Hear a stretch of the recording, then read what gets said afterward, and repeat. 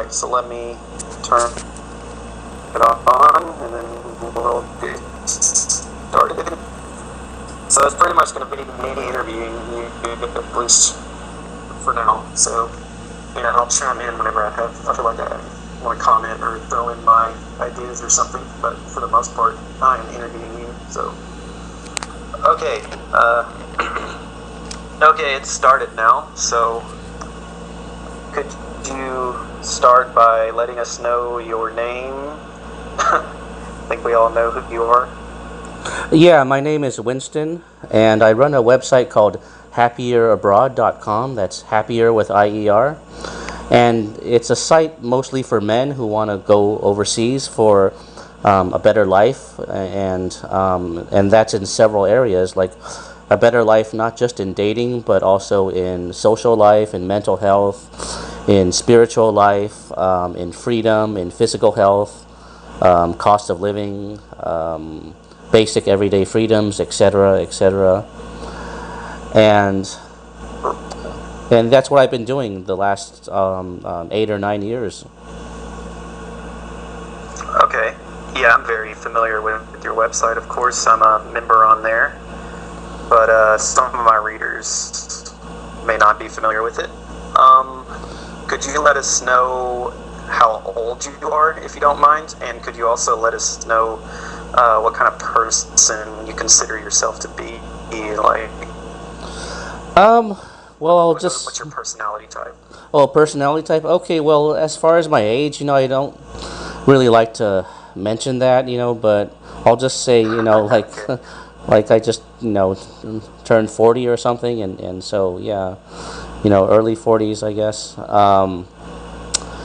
As far as my personality, I'm kind of different than most people because I'm more of a philosopher type, and most people tend to be more of a practical type. So I tend to go deeper than most people when I talk about stuff, and it could be social issues, philosophy, spiritual stuff, what's going on in the world, even conspiracy theories or whatever, or just just theology, so yeah, I'm kind of more of a philosophical type, and so if you read my articles and my posts on the forum, I tend to go into more esoteric stuff and deeper stuff. So, and that may not appeal to everyone because a lot of people prefer to just talk about practical stuff, more down to earth stuff. So, All right.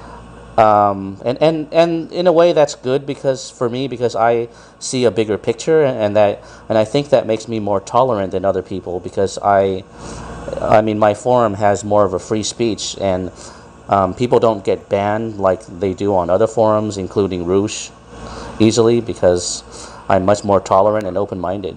So I think that's a good thing. Yeah. I myself I think I discovered your website around late 2011, and I had been living in China for over 2 years at that point.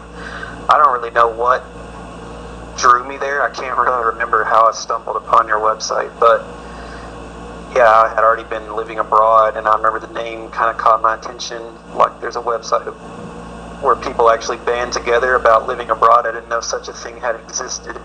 So yeah, when I first discovered the website, I was constantly reading all the different topics and stuff available on the website, and it was very interesting to me, and it was interesting to know that there were other like-minded people. So it's cool to meet people that you and I'm glad common beliefs with.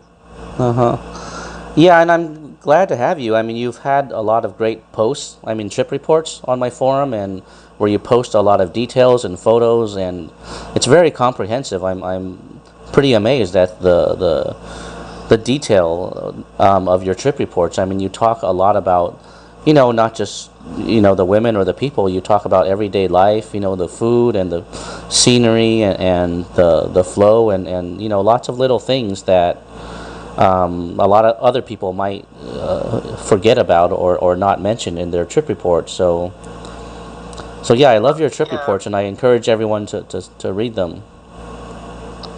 I appreciate that. And yeah, whenever I started traveling and I was already familiar with your website, just I don't know, there's something inside of me that kept telling me that I should be telling people about what I'm learning, share the wisdom that I'm learning as I travel to all these different countries, because my mind would constantly be wanting me to write or to tell people a story or something. And at that time I thought, well, why not make a trip report, because other people had made trip reports on their website, and I thought I could definitely do something like that. And yeah, I like to give people a balanced perspective. I kind of want them to know what I thought was terrible about a certain country and what was great. Because, whenever you read about countries and from mainstream sources, they're always overwhelmingly positive. They make it sound like every country on earth is heaven or something. So I wanted to tell people what it was really like, and without sugarcoating anything. And of course I'm interested in women and things like that too, but I also think there's so much more to being abroad than just the women. So yeah, that's my philosophy.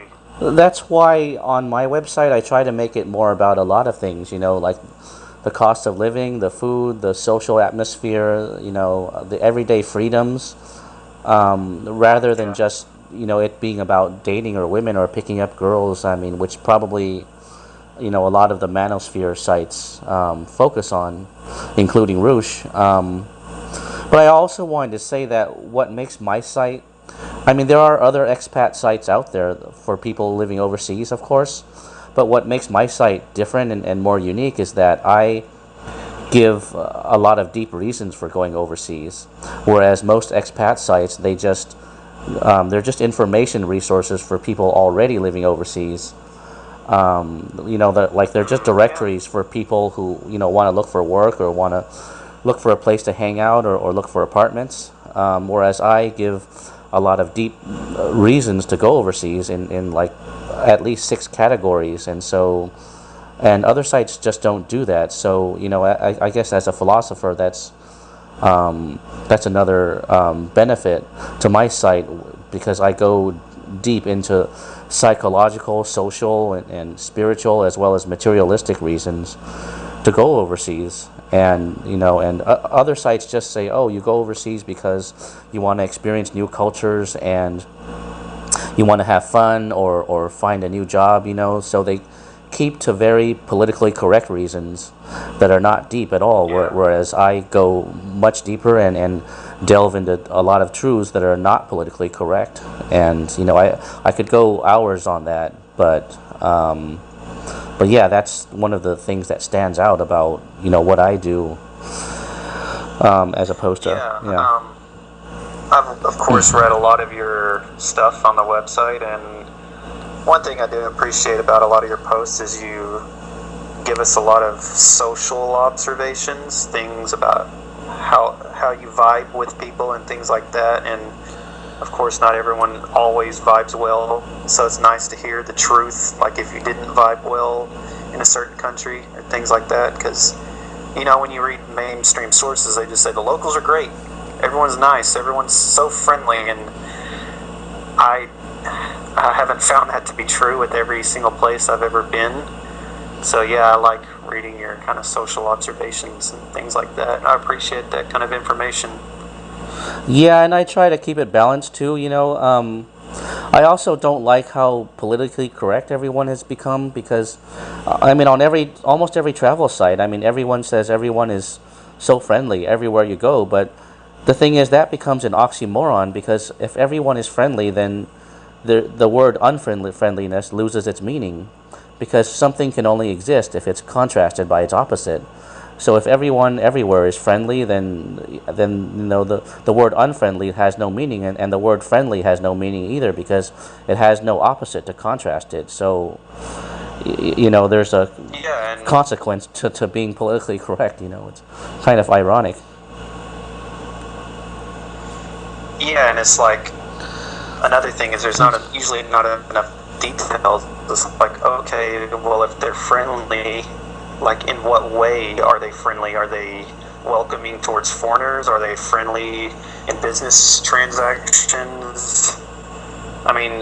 just saying the people are friendly is kind of vague, in my opinion, too. That's why I hate reading.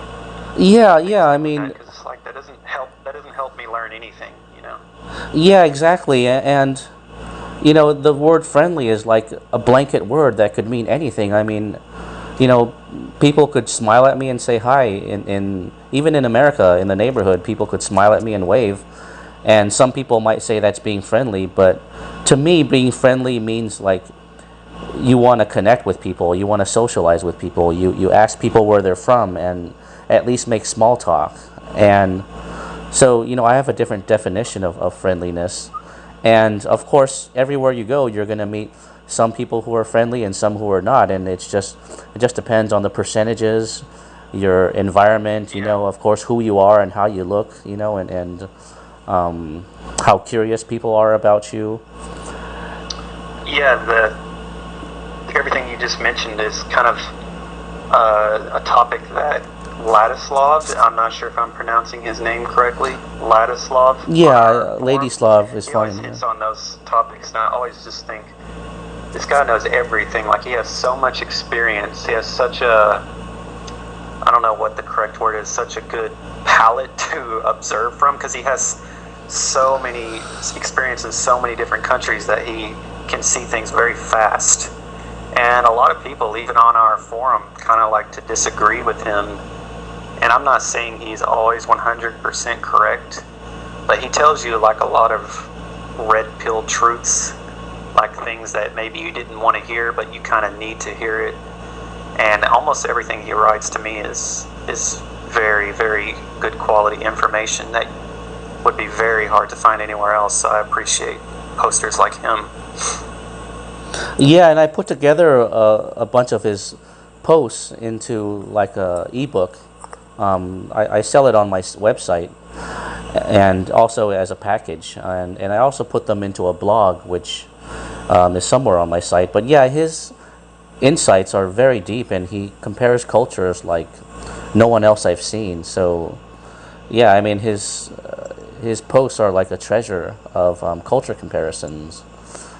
Yeah, and I would say, I don't want to like stroke his ego or anything, but I think our website or our forum is kind of fortunate to have someone like him there who has so much experience, and he's willing to share it with all of us. Yeah, and he has like, a lot of interesting tidbits that you never find anywhere else. But of course, he's one person, and his experiences may not reflect everybody's, because everyone's experience is in an individual basis. And so, for example, he didn't like Thailand very much, and he said that the people didn't treat him very well, so he didn't get a positive vibe from Thailand.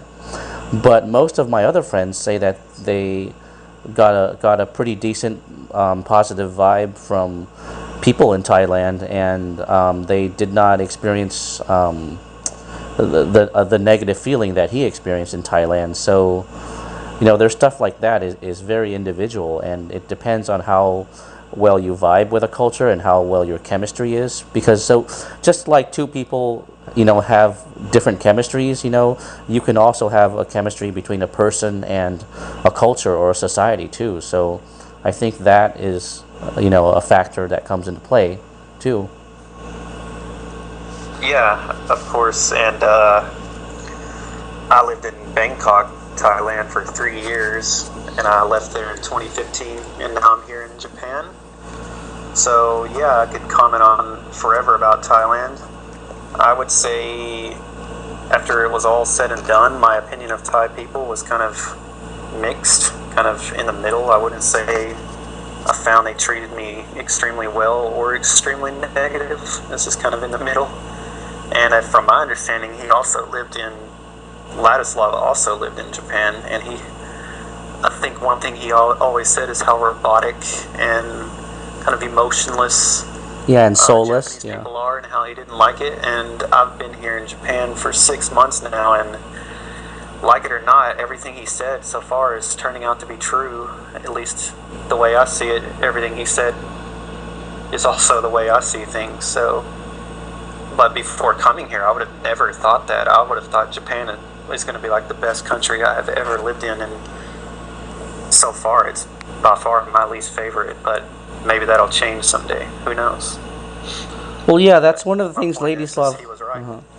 That's one of the things that Ladislav focuses on is that, if a country becomes very clean and modern and efficient and very first world, then it starts to lose the soul, the human connection that it used to have.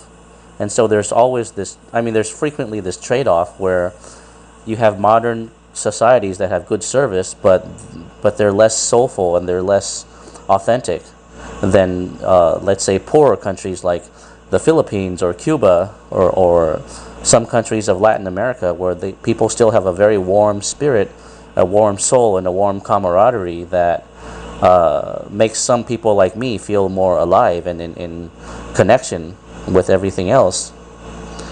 And so there's a trade-off there, that is not often discussed. Like, I just went to Mongolia for 10 days in late December 2015, and I had been living in Japan, so seeing Mongolia, having just left Japan, Mongolia is a developing country and Japan is a developed country. I couldn't help but feel like Mongolia was just so much better to me, even though the people aren't necessarily, they're not necessarily friendly or warm or whatever those cliche words are we were just talking about earlier, but they were just way less robotic. They were people. Like in Japan, I just feel like the people here are just so robotic, and everything just has this kind of, depressing atmosphere. Kind of this, everything seems old here. Like it doesn't seem like there's much youth or something. I don't know. It's kind of old energy, and I don't really like that. But when I was in Mongolia, I thought, wow, this is like such a refreshing change coming from Japan. I don't like to view things with rose-colored glasses, but it definitely felt way better to me personally than Japan. Yeah, and social environment. I would feel the same, but there are other people that would see it differently. Like, for example, my parents, they would prefer Japan over the Philippines because they like cultures that are very clean and modern and polite and where service is good and efficient. And they don't care that in Japan if everything feels robotic and people don't seem to have a soul because their connection to creativity seems to be cut off. So they don't feel, my parents wouldn't feel that there's anything wrong with that. Because they just don't need to go to a culture where people are warm or have a connection or have a rich soul. That just doesn't appeal to some people, like my parents, for instance. So they're kind of the opposite of me, whereas if they go to the Philippines, even though people are warm and genuine, they feel uncomfortable because everything is not clean and efficient and modern and polite, and people are just too direct there. But that's the thing. Well, sorry to interrupt, but a lot of people just think, oh, well, this place is developed, it's clean, it's modern, so they automatically just assume, well, of course that must be better than a third world or developing country like the Philippines. But I don't think that's a very deep way of looking at it. And the way I always see it is developing countries tend to get on your nerves. There's always so much crazy things going on. It's kind of overwhelming to your senses. There's so much noise or pollution or garbage, or you got to deal with hustler kind of people and stuff. But those kind of things, as much as we hate them, they do make us feel alive, and things are not boring when you're dealing with these kind of issues every day. But when you have no struggle and every day is just so easy, so straightforward, your life just starts to get stale and depressing. And so while I hate some of the aspects of developing countries like the Philippines or Thailand or China, at the same time, those things kind of are what make the place interesting and feel more alive, make you feel like you're you're doing something with your life or something. You know, you have a struggle. So it's interesting, I guess. Yeah, and a lot of people confuse like fake smiles with friendliness too. Like for example, in China or in Russia, you don't get people smiling for no reason like you do in America, because people in China and Russia don't like to be fake. If there's a reason, they'll smile and laugh, but if there's not, they're not going to put on an act. So, some people from America might not like that, but to me, that's more genuine because those people are more authentic than someone who smiles for no reason. And so there's an authenticity with the people in China and Russia that you don't get in America. And to me, that feels very refreshing because I feel like I can be myself. I don't have to put on an act. And when I talk to people, I feel like I'm talking to someone with a real soul. Whereas in America, when you talk to people, you don't get the sense that you're talking to someone with a real soul. You feel like you're talking to someone that's really programmed and artificial, like, you know, almost like a computer-generated graphic or something. It's, you know what I mean? It's kind of hard to explain. Yeah, I totally understand and agree with you. Of all the countries I've been, the 3 countries that have this fake smile culture the most is, I would say number 1 is absolutely Japan. Like, you're totally supposed to just smile for no reason. Like, in this country, you need to be smiling constantly in any kind of social interaction. And then I would say number 2 is probably like America, especially where I'm from. I'm from the South, and we have like this whole Southern hospitality culture where people are expected to smile even more than people in the rest of America. And then number 3 would be Thailand. They have a strong mask your emotions with a smile culture. I would say on the opposite end of the scale from my travels, China would be like the polar opposite. I mean, you constantly see people, not only are they not smiling, they're actually frowning and they look stressed out. And then Mongolia would have probably been number 2. They kind of had a similar vibe to the Chinese, except they weren't really frowning, they just weren't smiling unless they wanted to smile. So when they smile, you knew it was a real smile, it wasn't a fake one. I guess it's probably the same as Russia, but I haven't been to Russia, so... Yeah, yeah, and this guy I listened to on YouTube, this conspiracy guy named Michael Tessarian, who talks about psychology and conspiracy, he says that when you're forced to be positive or smile, like in America, he says it's a form of psychological tyranny. And that makes sense because, you know, it's not a direct tyranny, but it's a psychological tyranny in that you don't have a choice in the matter. Like in America, you have to smile, you have to act positive, you have to say that you're doing great and having a great day. When someone asks, how are you? You have to say that you're great, for example. And so you don't have a choice in the matter. You have to pretend. Whereas in most countries, you don't have to pretend to be positive all the time. So there's not this psychological tyranny that you have in countries like America and maybe Japan. I mean, I haven't been there in a long time, so I can't comment on that. But yeah, in countries like the U.S., I mean, there's this psychological tyranny, and you have to put on this mask, and you can't be yourself. And so, in a sense, there's less freedom psychologically because you're basically not free to be yourself. And that's what a lot of people don't realize, and that's not discussed, is that in countries like America and probably Japan, you don't have this freedom to be who you are and to say how you feel. You know, you can't say, oh, I'm having a bad day and, you know, I'm not feeling happy. You know, I don't know if you've read the novel The Brave New World or seen the movie, but at the end of the Brave New World, the guy that lives as an outcast from society, who's brought back into society, he basically says that he doesn't want to be fake and positive and pretend to be happy all day. And then at the end, another guy asks him, "Are you saying that you want the freedom to be unhappy?" And he says, yes, I do. I mean, he wanted the freedom to choose to be unhappy, not you know, to be given one choice to have to be happy all the time. So and that to him was more authentic. And so that is a really good analogy in that movie or book, Brave New World, of how, a society that's forced to pretend to be happy all the time, even if they're not, ultimately is very fake and inauthentic. And it lacks soul. Yeah, and It lacks soul when they do that, yeah. and the ironic thing is, countries like Japan or America also have a rather high suicide rate.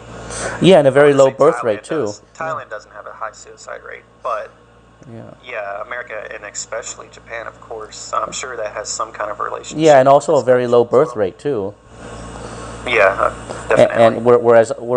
And I heard that in Japan, a lot of women just have decided they don't need men at all, not even for a boyfriend, which is kind of scary. It seems contrary to human nature.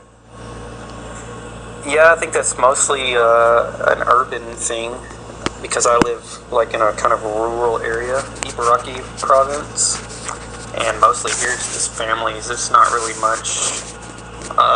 You don't really see many people between the age of 18 and 35 here, because they've all gone to the city or they've all gone to the university. So yeah, you see a lot of families out here, but once you get back into places like Tokyo is when it becomes more prevalent, and apparently a lot of people are just opting not to have romantic or sexual relationships, which is, yeah, like you said, pretty unhuman. So Yeah, and it's not a good thing, because if the birth rate is too low, then the population, dwindles and the human race could go extinct. And so, that's not something that is in accord with nature. And that's the trade-off with economic development, is that, in an economically developed country, usually the man and the woman both have to work and make a career. And so they don't have time to raise a family, of course. But more than that, I mean, when you give women money, power, and all this equal power empowerment stuff, a lot of them just decide that they don't need a man. Whereas men fundamentally still need female companionship, they still need women, so that creates an imbalance, and then as a result, that society becomes lonely, and there's a lot of dateless men that can't find a woman, so they turn to workaholicism or video games or something like that, and it just becomes a very isolated, lonely society where there's no more human connection. And that's a sad consequence of economic development. But when you turn on the news, like say CNN, for example, they talk about economic development as though it were a win-win situation for everybody, and there's no negatives, only positives. But that's not true. They never discuss this. So this is something we need to, enlighten the world about, because it's just not discussed in any media, pretty much. These negatives. And kind of related to this topic, but I think one of the reasons America has such a high rate of like men going on a rampage, basically killing a lot of people before they kill themselves, is a consequence of a disturbed dating market. I'm not sure how I should describe that, but yeah, I guess you understand my point. So I think a lot of these situations where a man will just go and shoot a bunch of people is usually due to his sexual frustration, because men need sex. Of course, they can't go forever without sex. It will start to twist their mind if they never have sex. And America is a country where, ironically, it is not as easy to have sex as you would think, because America's portrayed as being very open towards sex, but it's not that simple. So I think you understand what I'm trying to say. Yeah, there seems to be two Americas. There's the one that's shown in the movies, and then there's the real America. And the one shown in the movies is very wild, exciting, emotional, and open, whereas the one in real life is where people are paranoid and mind their own business, and people prefer to be paranoid rather than to connect with others. So there's this tension between people whereas you feel like you can't talk to strangers, you can't connect with people or make friends, and everyone just wants to be left alone. And it seems like most people prefer to go home and play with their dog rather than to, meet people or make new friends or interact. Um, and and it's kept, and the social interaction is usually kept for business related purposes only. And so, yeah, there must uh, be a lot of frustrated people by that. Yeah, go ahead. yeah, and one thing I notice every time I make a trip back home, I usually go home about every year and a half or so, and I usually stay for a month or so back to my hometown, which is Little Rock, Arkansas. Is one thing that kind of upsets me is just so many men from my generation, like the 80s and 90s generation, like all they do is play video games. Like it just seems so isolating, and I'm not against video games, but it seems like every young man I know who's around my age just plays video games nonstop. Like I will be wanting to go out and do something, go climb a mountain or take pictures or go socialize or see a movie, but most of them just want to stay home and play video games. Well, yeah, that's the sad I thing don't know about if it. that's unique to me, but I doubt it. Yeah, well, Go ahead. I'm sure it's pretty common. The thing is, video games are an escape from reality. Okay, I mean, so are movies, and that's why in America you have the biggest manufacturer of movies and video games because people And need to escape. They let need, me yeah. make a remark. In which two countries in the world are the two countries most into video games? Japan and America, the two countries Yeah, and maybe Korea that too, I need guess. to Yeah. escape Yeah. the most. Yeah, and Korea. I guess you could say the three countries who constantly need an escape from reality are the ones who consume video games the most. So I think there's a pattern there. Yeah, and it means that you don't want to face the reality because the reality is either very empty or it's very depressing, and so it's easier to escape in some fantasy in a movie or a video game, and or just browse your cell phone all day. And that's really sad because it means there's no authenticity, there's no human connection, and people are not in touch with their souls. And um, and yeah, I would not want that for an existence because in order to have a meaningful existence, you have to confront the darkness. In order, the great Yeah. psychologist Swiss Carl Jung. Carl Jung said that there's a quote from him where he says that to be enlightened, you don't imagine figures of light. You have to bring the darkness to light. So you have to confront the darkness of the soul in order to be enlightened, and you have to be conscious of the darkness, not to run away from it. So, that's part of what I do. I try to bring the darkness to light so that people can confront it and face it and realize what it is. Um, Yeah. and it's not just movies and video games, but everything in American culture is just hyped, exaggerated. It's like being delusional is the norm there, and it feels like a lonely culture, and that's why, like you said, a lot of guys go on shooting rampages because they're lonely or they go crazy and they lose it. Because when you keep suppressing people all the time and putting them in a toxic society, eventually they're going to reach a breaking point. And so there's a great quote by a psychologist named R.D. Laing where he says, insanity is a perfectly normal adjustment to an insane society. So if you have an insane, toxic society, someone going sane is perfectly normal because they're just reacting to the insane, toxic society. People don't want to face that. Western society doesn't want to face this, but it seems to be the Yeah. truth. Because, like, when I come here to the Philippines, for example, where I am now, I see a lot of poverty everywhere, but I don't feel like there's a black vortex trying to suck out my soul like there is in America. I don't feel like something wants me to go crazy or insane or lonely or disconnected. There's a warm energy from the people that makes me feel very authentic, very grounded. So I don't feel like there's some black hole sucking out my spirit here, like I do in America.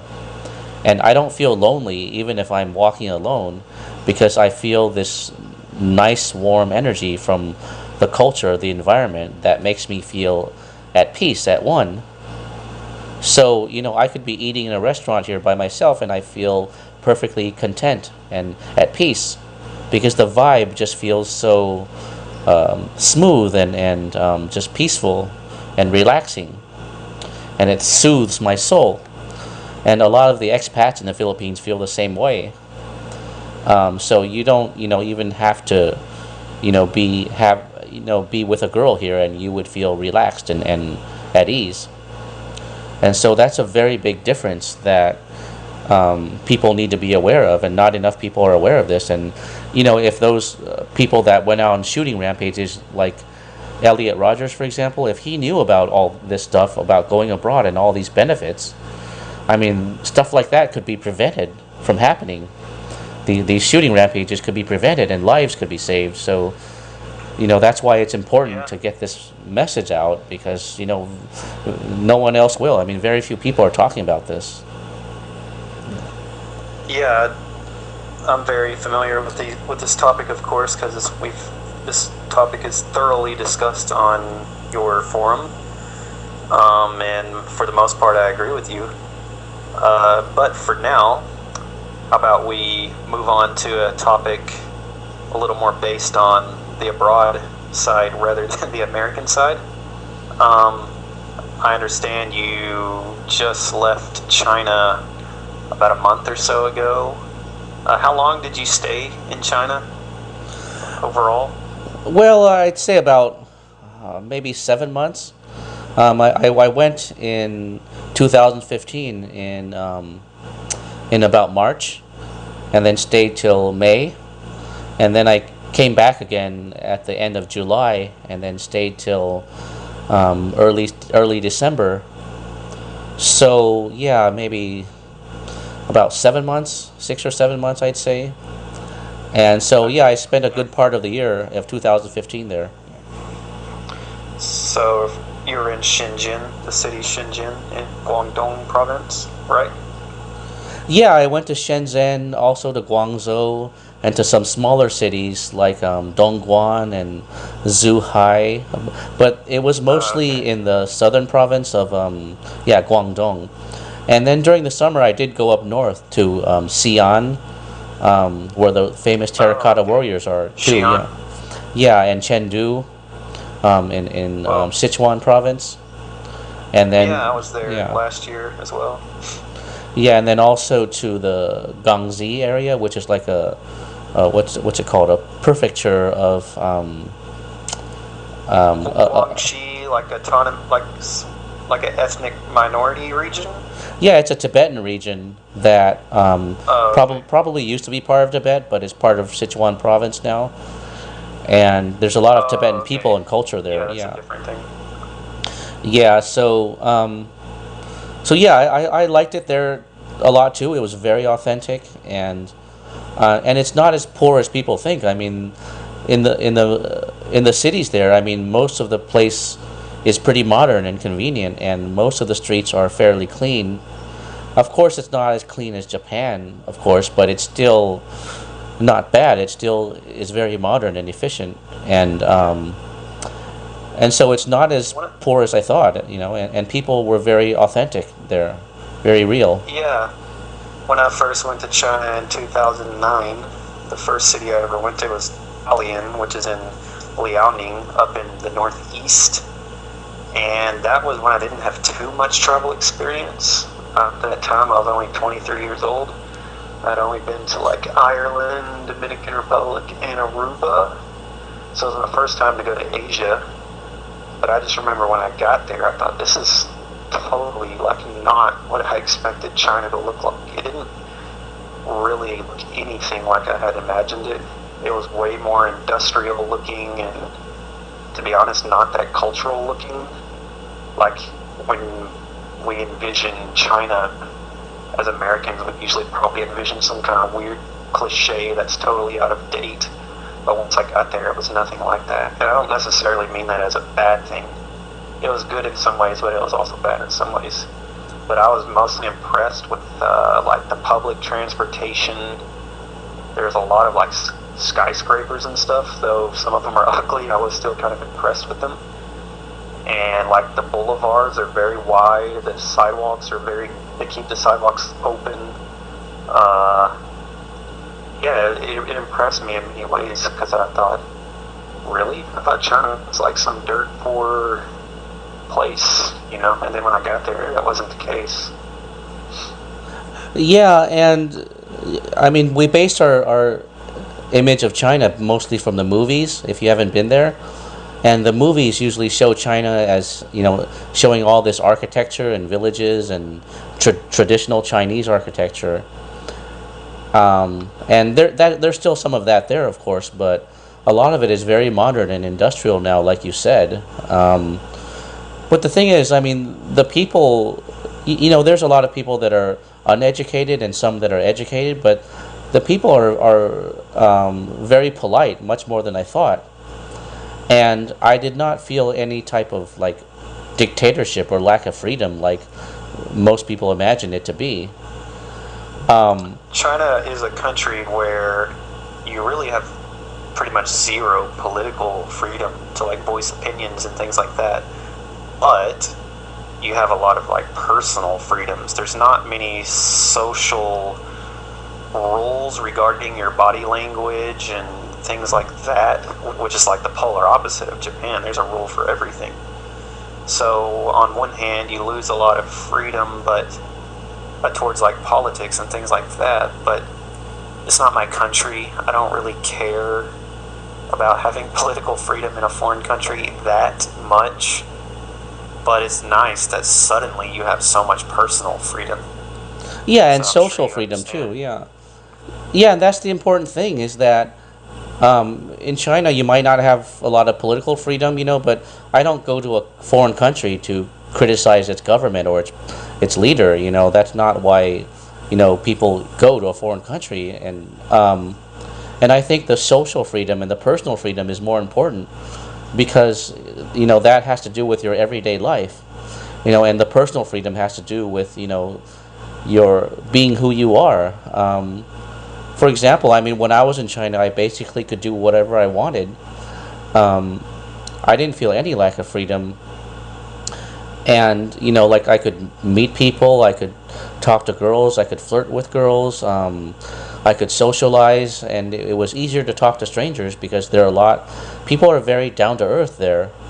And so it's easy to talk to them and connect with them and even to have a superficial conversation. And so you feel like you're talking to people that are more genuine, that have real souls, than in like a rich Asian country like Japan or Singapore or something like that.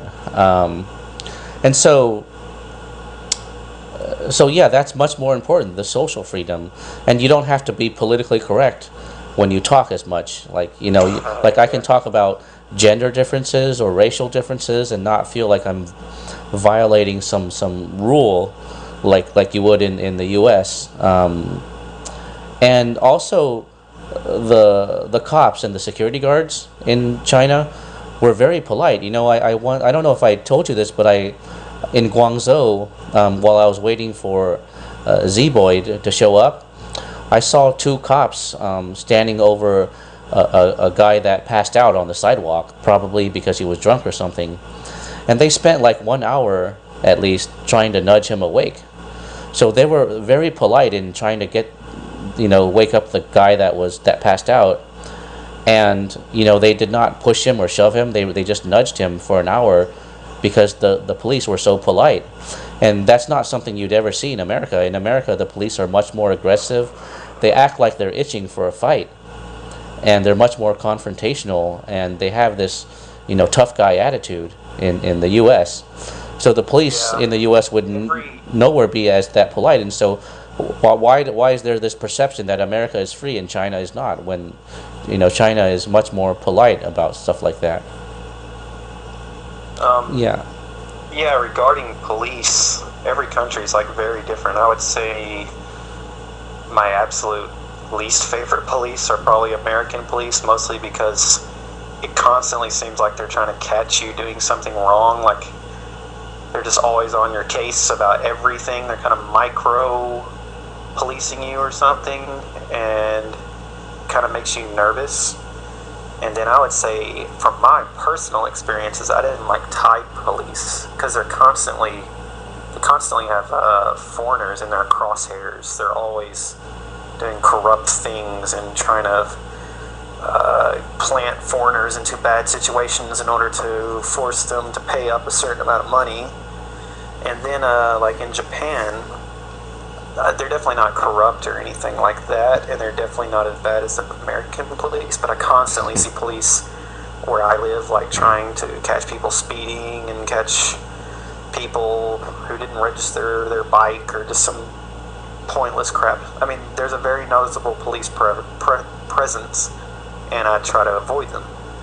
But in China, ironically, the police were like, they just don't care about foreigners. They are not interested, and just their policing itself was not very aggressive. As long as you're not breaking some kind of political rules or whatever, they mostly just leave you alone. So it's kind of ironic that the country that you would think has the least freedom has the least annoying police force. I thought that's kind of interesting. Yeah, it I've is. never had any problems whatsoever with the police in China ever. Yeah, and there's a realistic movie that you should check out. It came out in 2006. It's called Babel, Babel, and in it shows how aggressive and confrontational the U.S. customs agents are compared to the detective in Japan, who is very polite and bows to the guy that he's interviewing or interrogating. And it shows how polite the Japanese detective is, and how he even bows to the guy that he's interrogating compared to the U.S. customs officer who takes out his gun and is very aggressive because the Mexican woman, refuses to answer his questions. But that's a very realistic movie. It shows a lot of things, and if you haven't seen it, I'd suggest you check it out. It shows the difference between the police in Asia and in America. Yeah, Babel, Babel, and it came out in 2006. So you'll see a great contrast in that film. But in regards to the like customs agents or immigration agents or whatever, I've been to a handful of quite a bit of countries, I guess you could say, and by far, without a doubt, the worst customs or the worst immigration or the worst security or whatever at the airport is America. Like they're just getting so bad, it's insane.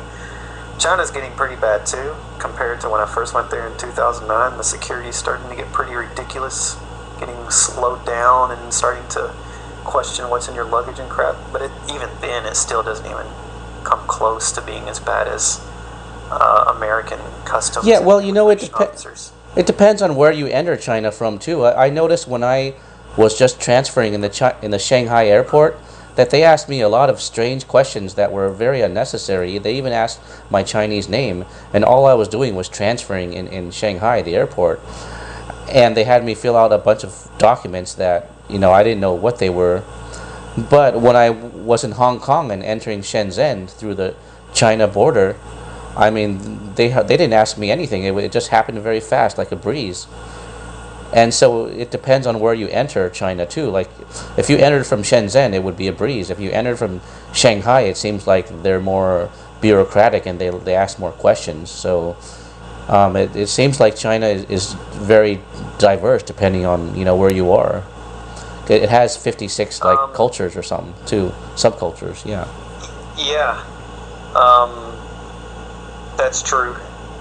One point I was trying to make is compared to 7 years ago, it's definitely gotten worse, but it's still not terrible. It's still not like the U.S. yet.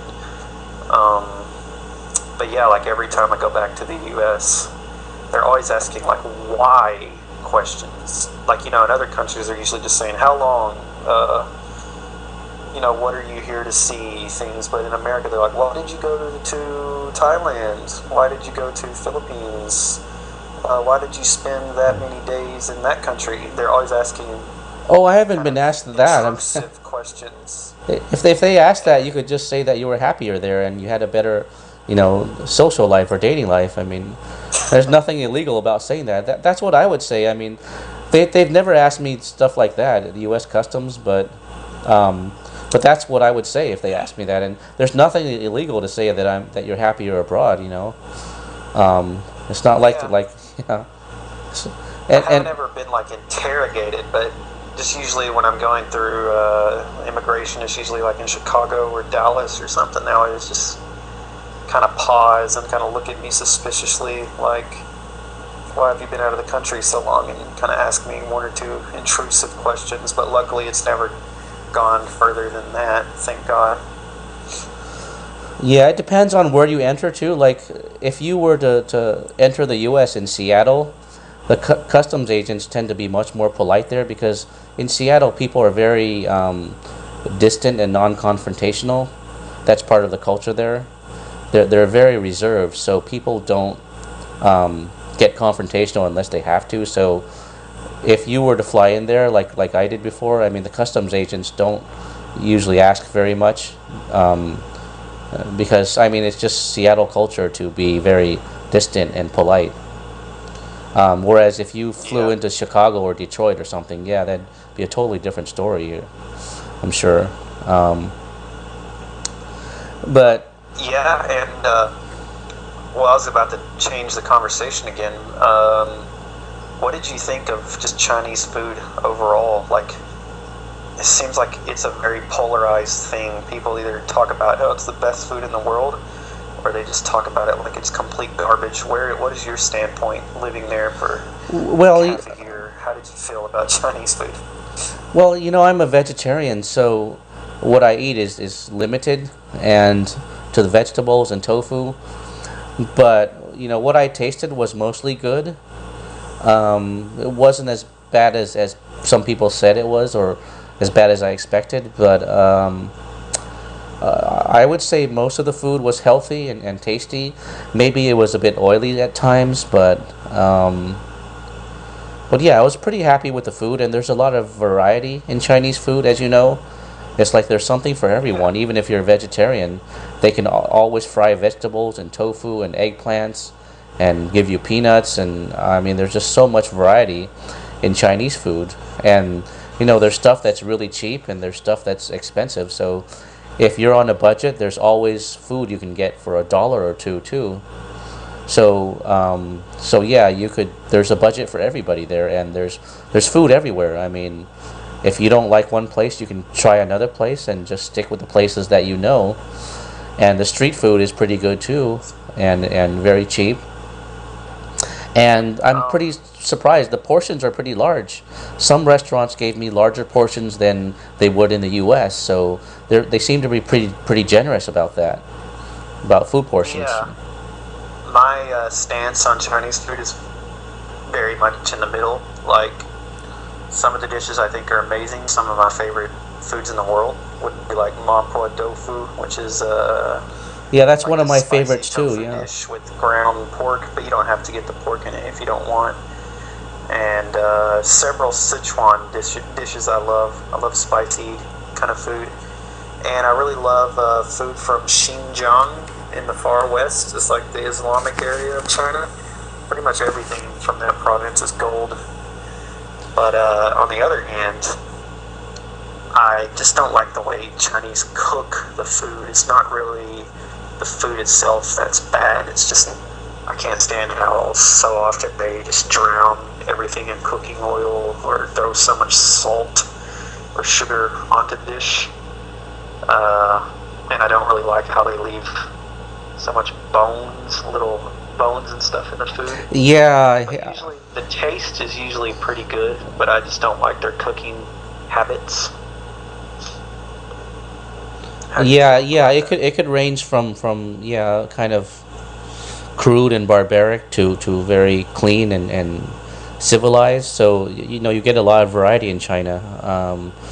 But if you're a vegetarian like me, you only eat a limited amount of the stuff they offer. You don't eat the meat or something, so not a lot can go wrong when you fry vegetables. So it's a pretty Right. simple dish. Or tofu. I Yeah, mean, it's being a very easy to make. vegetarian would definitely change your point of view a bit. Because a lot of the things I don't like the most are the way they handle meat and cut meat and things like that. But Yeah, and also fish. I mean, when they eat fish, there's these little tiny bones they have to constantly um, spit out, and it's kind of troublesome to me. do you eat Um, fish? no, Is that okay? but not usually. But I tried it a few times because I was trying to add that to my diet for more protein, but it's just so hard to get used to when you've not eaten fish for years. To get used to it again, the texture just seems strange. And in China, it's especially annoying because you have to spit out these small little tiny bones, whatever you call them. Those very Yeah. thin bones that look like toothpicks. Yeah, my problem is not even really the bones themselves. It's just the fact that, or sorry, my problem is not the fact that there's bones in the dish. It's just the bones that are there are like so tiny and the kind that get caught in your throat, and Yeah, that they're too. hard to like. You can't really get it out until you've bitten into it first. You don't really know where it is.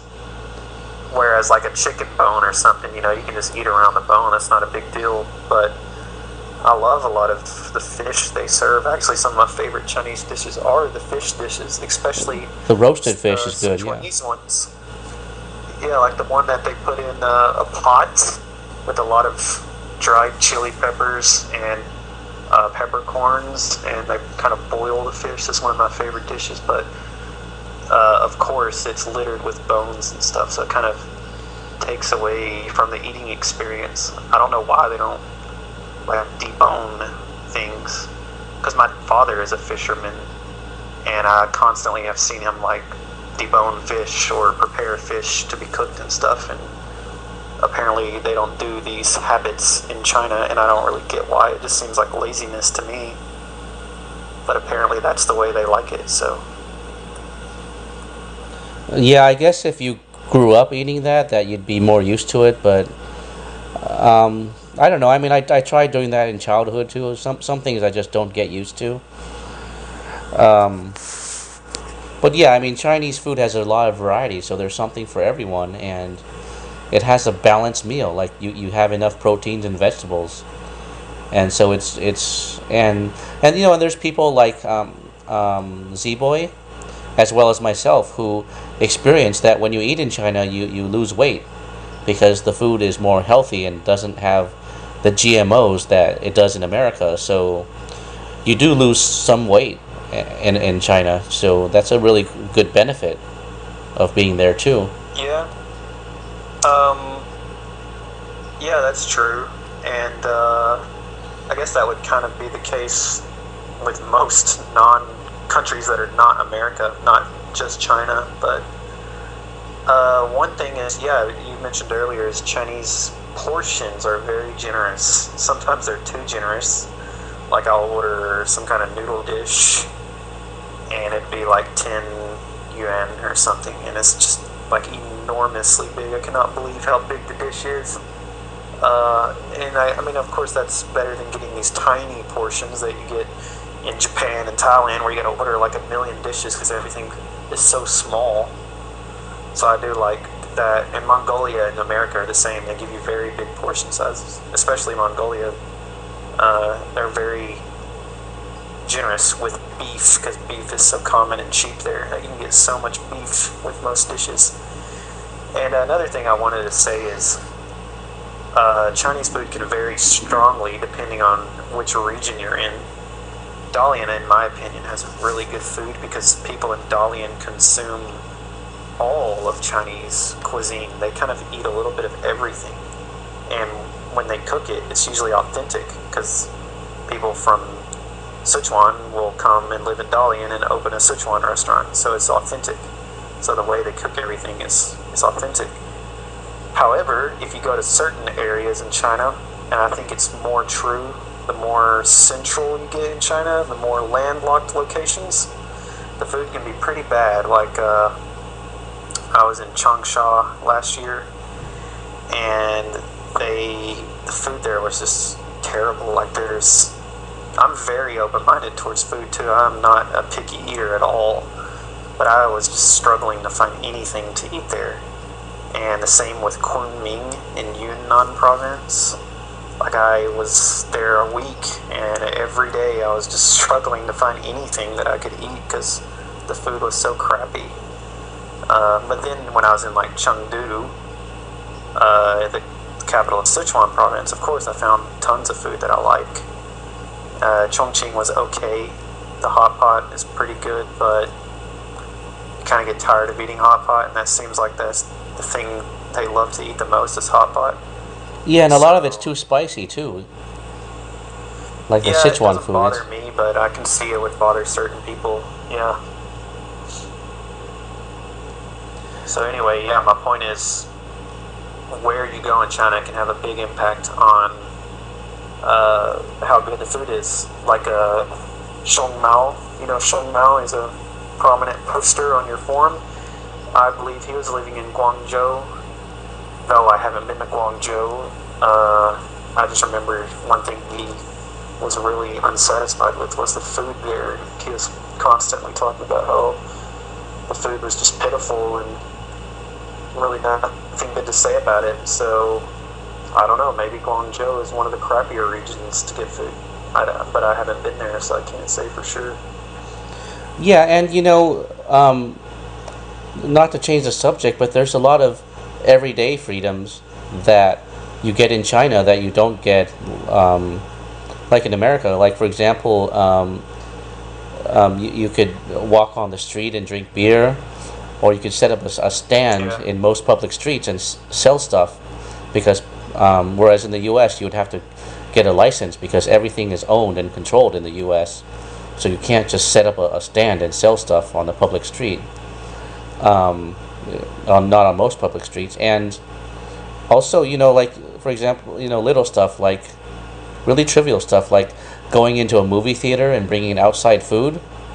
Like, that's not allowed in the U.S. because they want you to buy the expensive food at the concessions. But in China and pretty much any other country, even in Europe, you can go into a movie theater and bring your own food. So even trivial stuff like that, I mean, the U.S. is much more uptight about than other countries. So, I've never understood why the U.S. is boasting to be the land of the free when it seems to have the least amount of freedom, even in trivial areas like that. I got a few comments in response to that. The first one I want to say is regarding the movie theaters in China. One thing that I never can really figure out is every movie theater I have ever been in China, there's like a person standing outside of the movie theater scalping tickets. So, I mean, they're like right in front of the movie theater in plain sight, not even trying to hide what they're doing.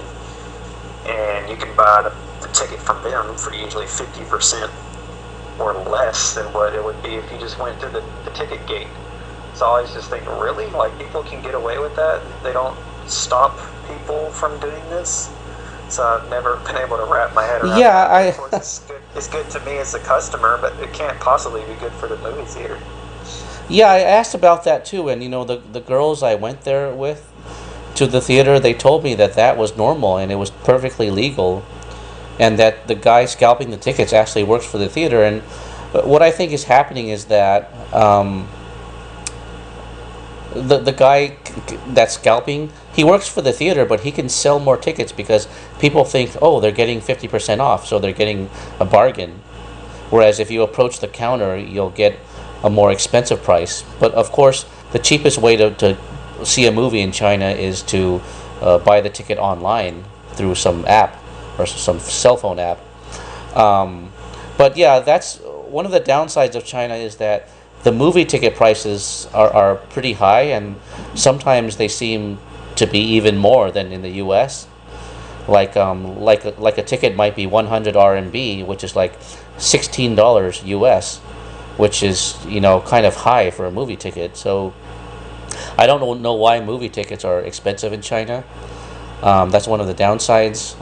But yeah, I guess the guy that's scalping them in front of the theater, and it's funny that he doesn't even wear a uniform, but that sells because people think they're getting a bargain, 50% off.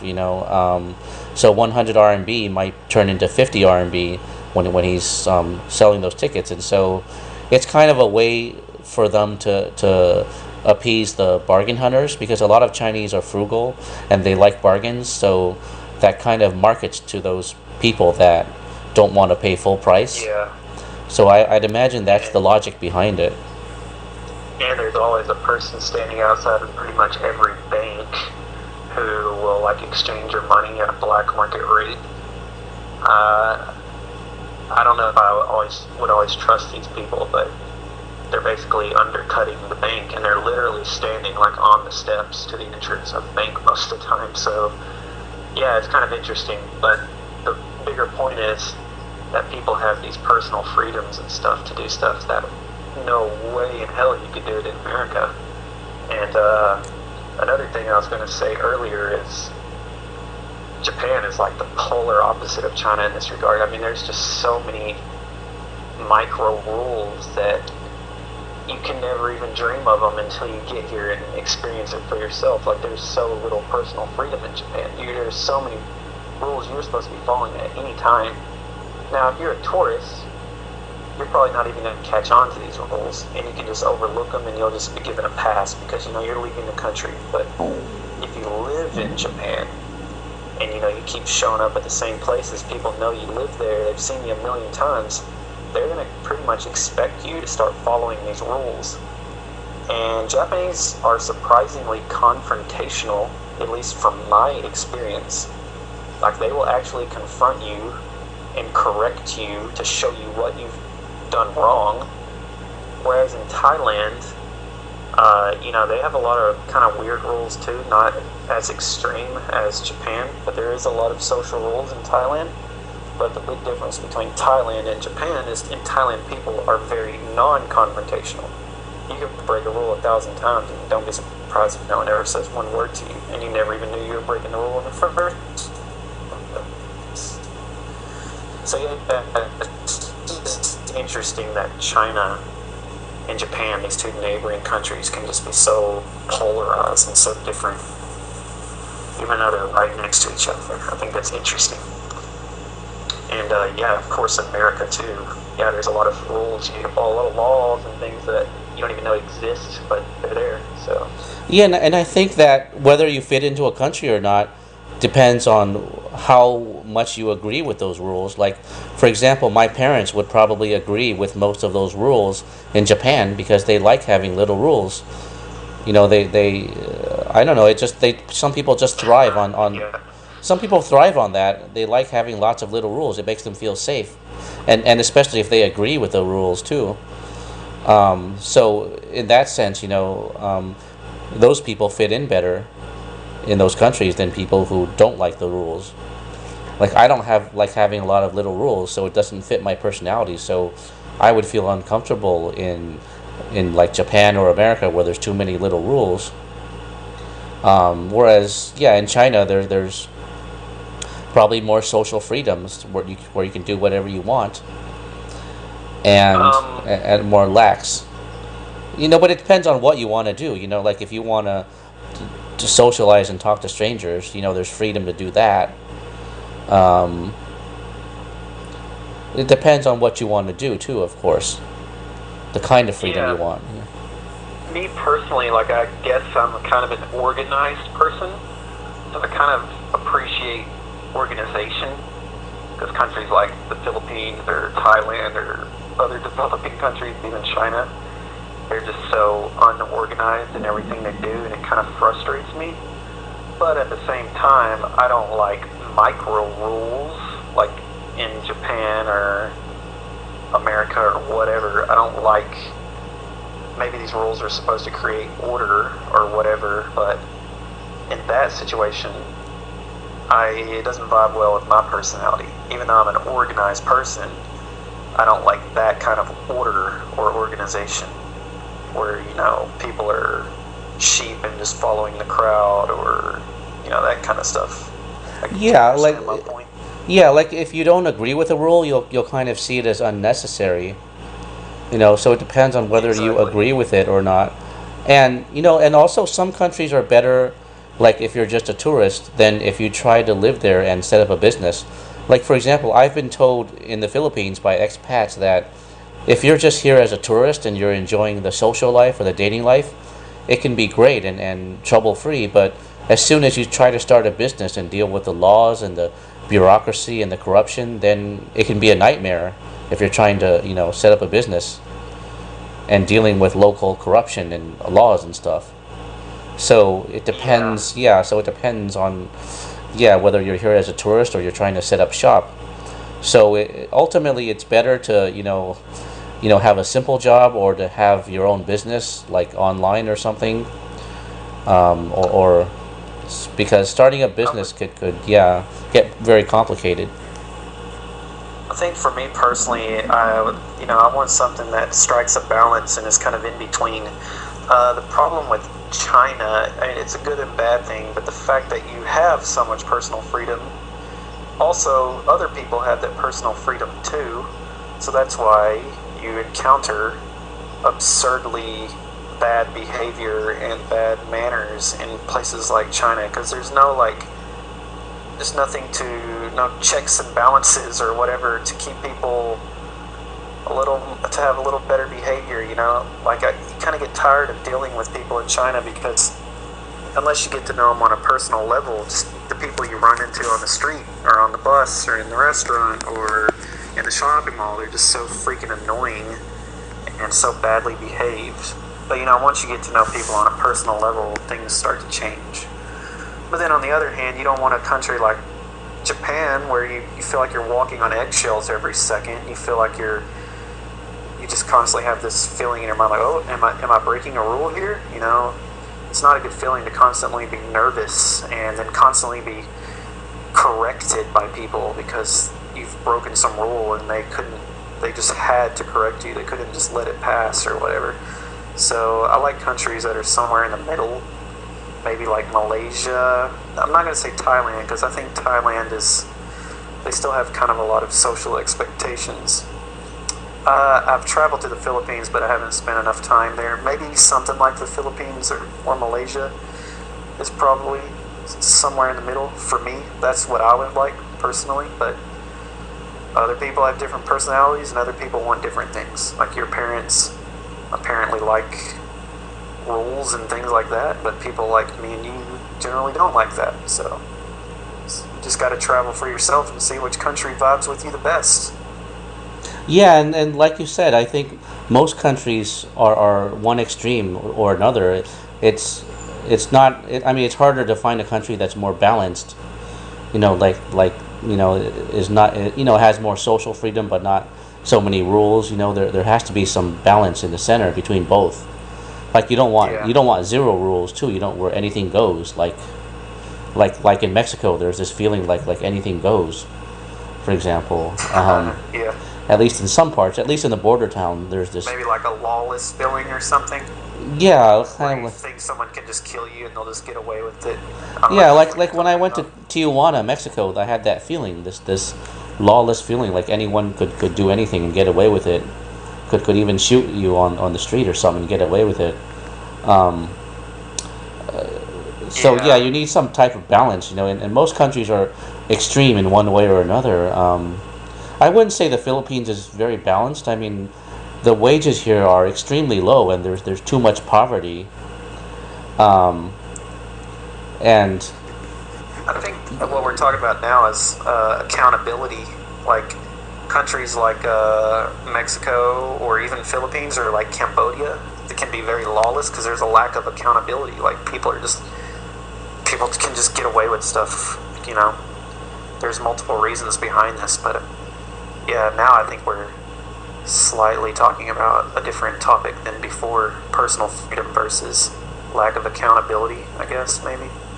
well, yeah, I mean, in poor countries like Philippines or Mexico, there's supposedly a high corruption rate, and that's to do with like government and maybe like powerful people. They can get away with pretty much anything, you know, And but that's true in a lot of developing countries. And so you might have a great social life and a great dating life here, and meet very sweet women, but yeah, I mean, there's going to be corruption too. But as long as you're not doing business with you know powerful people, that I mean, that really doesn't concern us.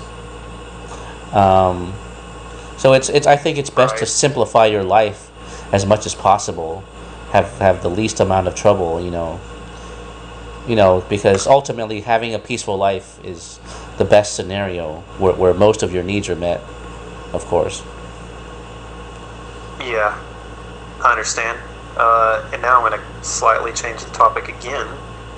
Out of all the places you've traveled, because I understand you've traveled quite a bit, and I've also traveled quite a bit, which country or city or whatever would you say, from a tourist or a traveler's point of view, was just your overall favorite, or maybe the most balanced, just you had the best time?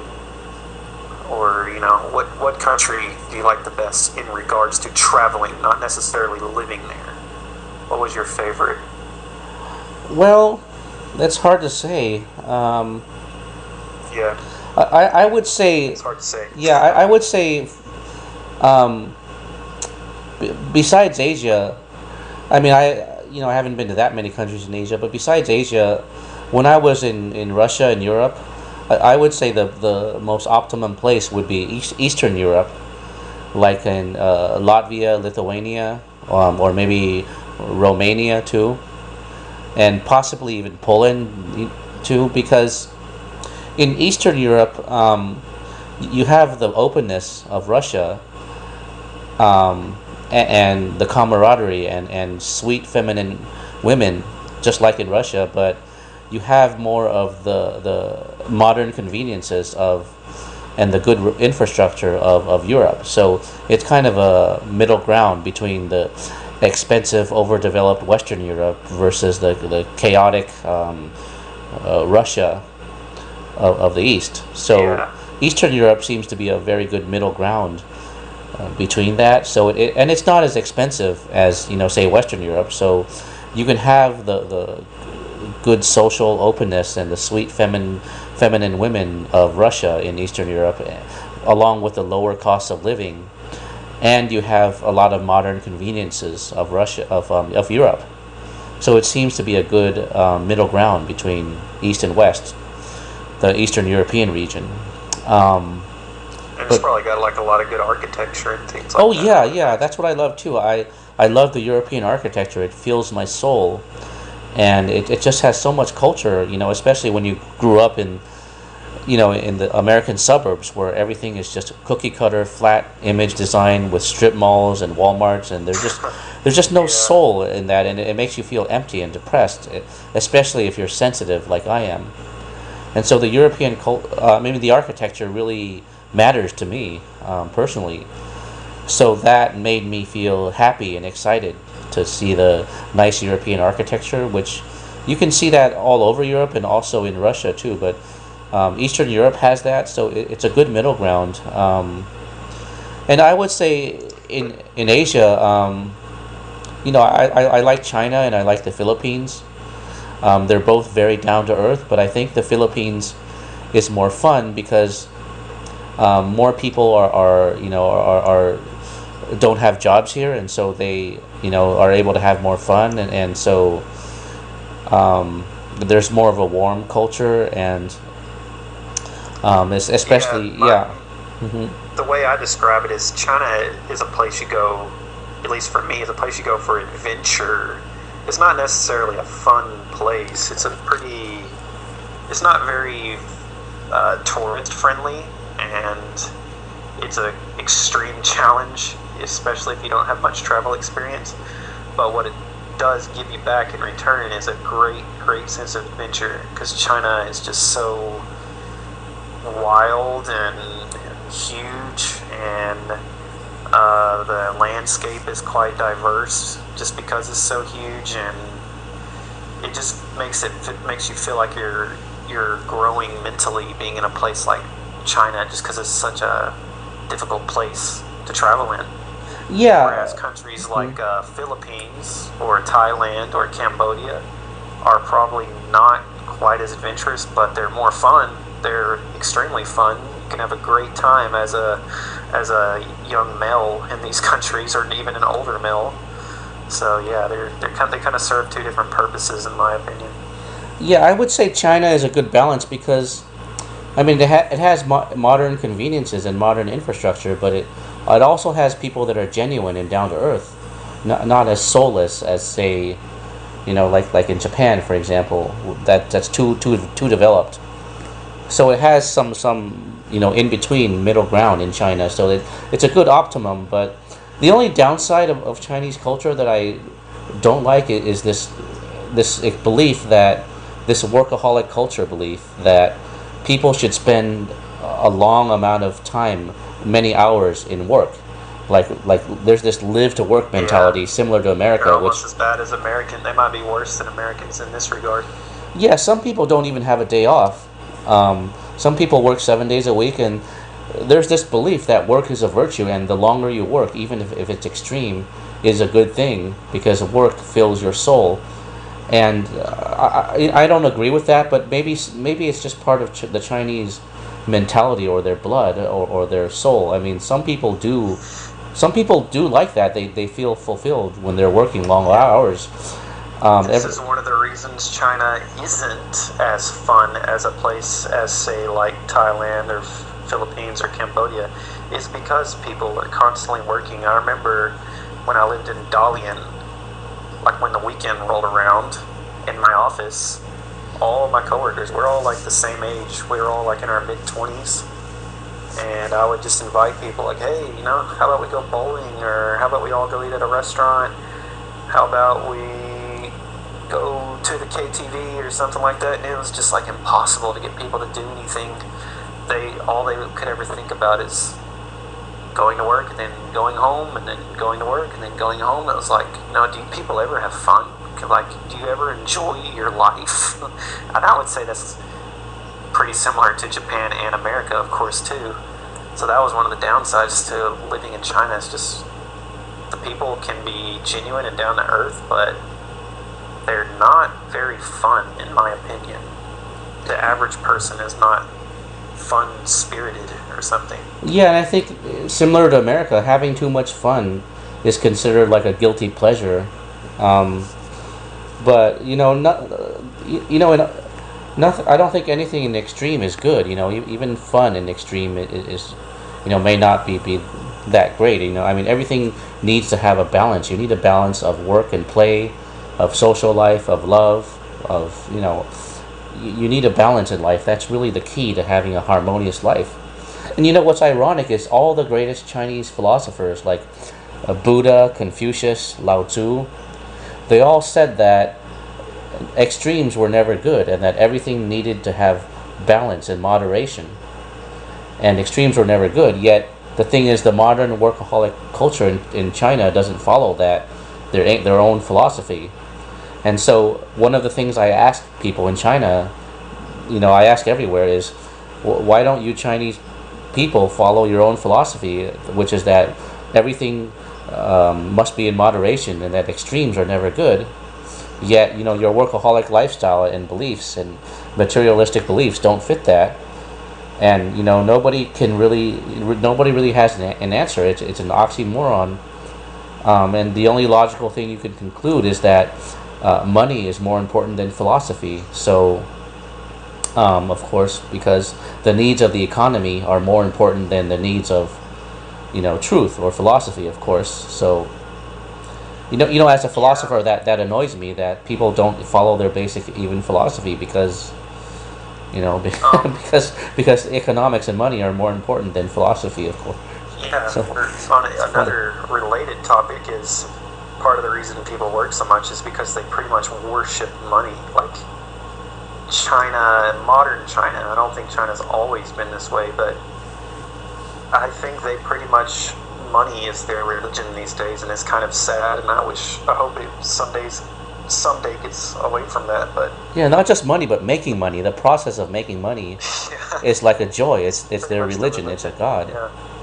Yeah, Um, But the thing is, if you think about it logically, it's not a good idea because you see, when you give up your time for money, it's a bad trade because time is priceless, life is priceless, but money has a price. So you're essentially giving up something that's priceless for something that has a price, and that's a bad trade if you think about it. So Yeah, of course I agree. of course, you gotta make some money. I just don't like the way they take it to the extreme, or the way they become too obsessed with it. You know, of Yeah. course you need some practical aspects of life. That because life is practical, but they've just it's not good when it becomes an obsession or taken to extreme. You Um, know. yeah, and kind of going back to the original question I asked you, is your favorite country to travel? I guess I should probably answer that myself as well. Most of my travel has been in Asia, but like I mentioned before, I've also been to Ireland, Aruba, the Dominican Republic a couple times. I would say, all things considered, for traveling, I'm not talking about living, but for traveling, I would say Malaysia is my favorite country, particularly Penang Island or Kuala Lumpur. Um, the reason I like Malaysia is it's kind of multicultural, but it's not the kind of rammed down your throat multiculturalism that you experience in Western Europe or America. It's more just it's multicultural because that's just the way it came to be through history. So you have like a lot of ethnic Chinese, ethnic Indians, ethnic Malays all living in one country together. So I kind of like that. Kind of gives you a lot of diversity things when it comes to the food or to interacting with the people. To just seeing the people in the street, it looks diverse. It's nice, but it's not like the forced diversity that we have there in America. And the food in Malaysia is great, especially to me. I particularly like the Indian cuisine, like Malay cuisine and Chinese cuisine as well. They're both good. And like, it's an easy country to get around. I wouldn't say too many people speak amazing English, but it seems like English is kind of a common language there to unite the different ethnicities, because none of them, other than the Malays, want to speak Malaysian. So they kind of use English as their de facto common language. So you can get around with English there pretty easy. And it's got a lot of diversity too. It's got rainforests and beaches and mountains, and it's just kind of got a very exotic looking landscape. So anyway, yeah, I think Malaysia would be my favorite. If I had to pick a city specifically, I know you're gonna hate me for this, but I liked Taipei from a tourist perspective. It was kind of a cool place to travel. And also like Dalian. Of course, I lived in Dalian, but I always love going back to Dalian because it's a nostalgic place for me. And yeah, I also liked Phnom Penh quite a bit. It was just a super fun place. It was wild and lawless, kind of like Mexico, but it was a fun place, and it's a great place for photography too. So yeah, those are my favorites, personal favorites. Yeah, if I was to pick a favorite in Eastern Europe, I would probably say Lithuania, and maybe Latvia too.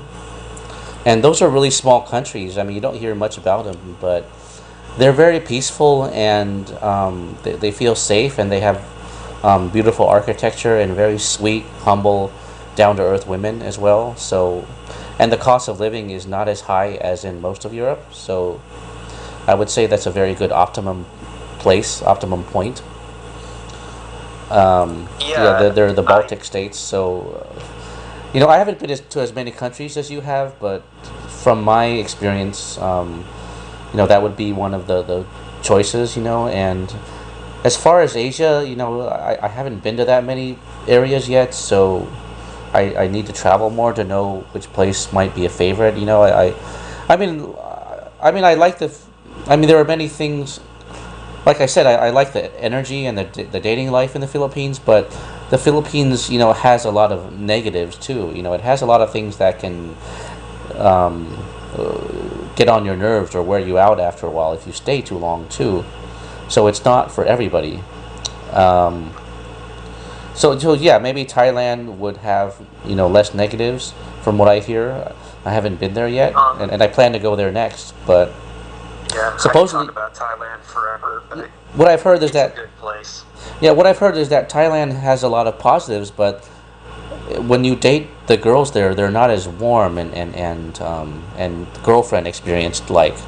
They're not as sweet and warm. They don't have they're not as much of like a sweet girlfriend experience like with Filipinas. So that's what a lot of expats have told me. Um, Yeah, I mean, I've heard that too. Um, but of course, everyone's experience is different. Yeah. yeah, in that particular topic, I don't really have much experience with Filipinas. I've worked with tons and tons of them over my 6 or so years in Asia, but I definitely haven't really like done the girlfriend experience or whatever you want to call it in the Philippines. I mean, I've had tons of interactions with Thai women because I lived in Bangkok for 3 years. I think people kind of exaggerate a lot about Thailand and Bangkok because it's such a mainstream place to travel in Asia. Bangkok is like probably the most traveled to spot in all of Asia. So many people have been there, and so many people have a distorted view because they're seeing everything through the lens of a tourist. And people kind of overhype Bangkok, give it more credit than it deserves. But at the same time, Bangkok is unique. It's more friendly towards Westerners than a lot of surrounding countries. I wouldn't say Thais necessarily like Westerners, but they're used to dealing with us because, Westerners have been traveling there for decades now, so they're more used to dealing with it.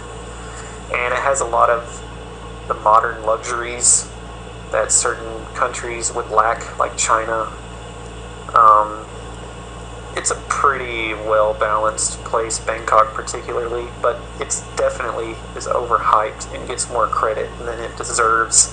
And that kind of annoyed me when I was living there for 3 years to hear all these naive tourists just rave about how awesome it is. And it's like, yeah, because you don't live here. If you live there, it changes.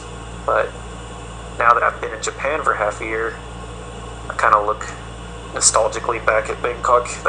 I had a good time. It was a fun place. Yeah, I mean, I have another close friend who says that he vibes with Thai girls more than Filipinas because Thai girls are more real. They don't put on an act or tell you something just because you want to hear it.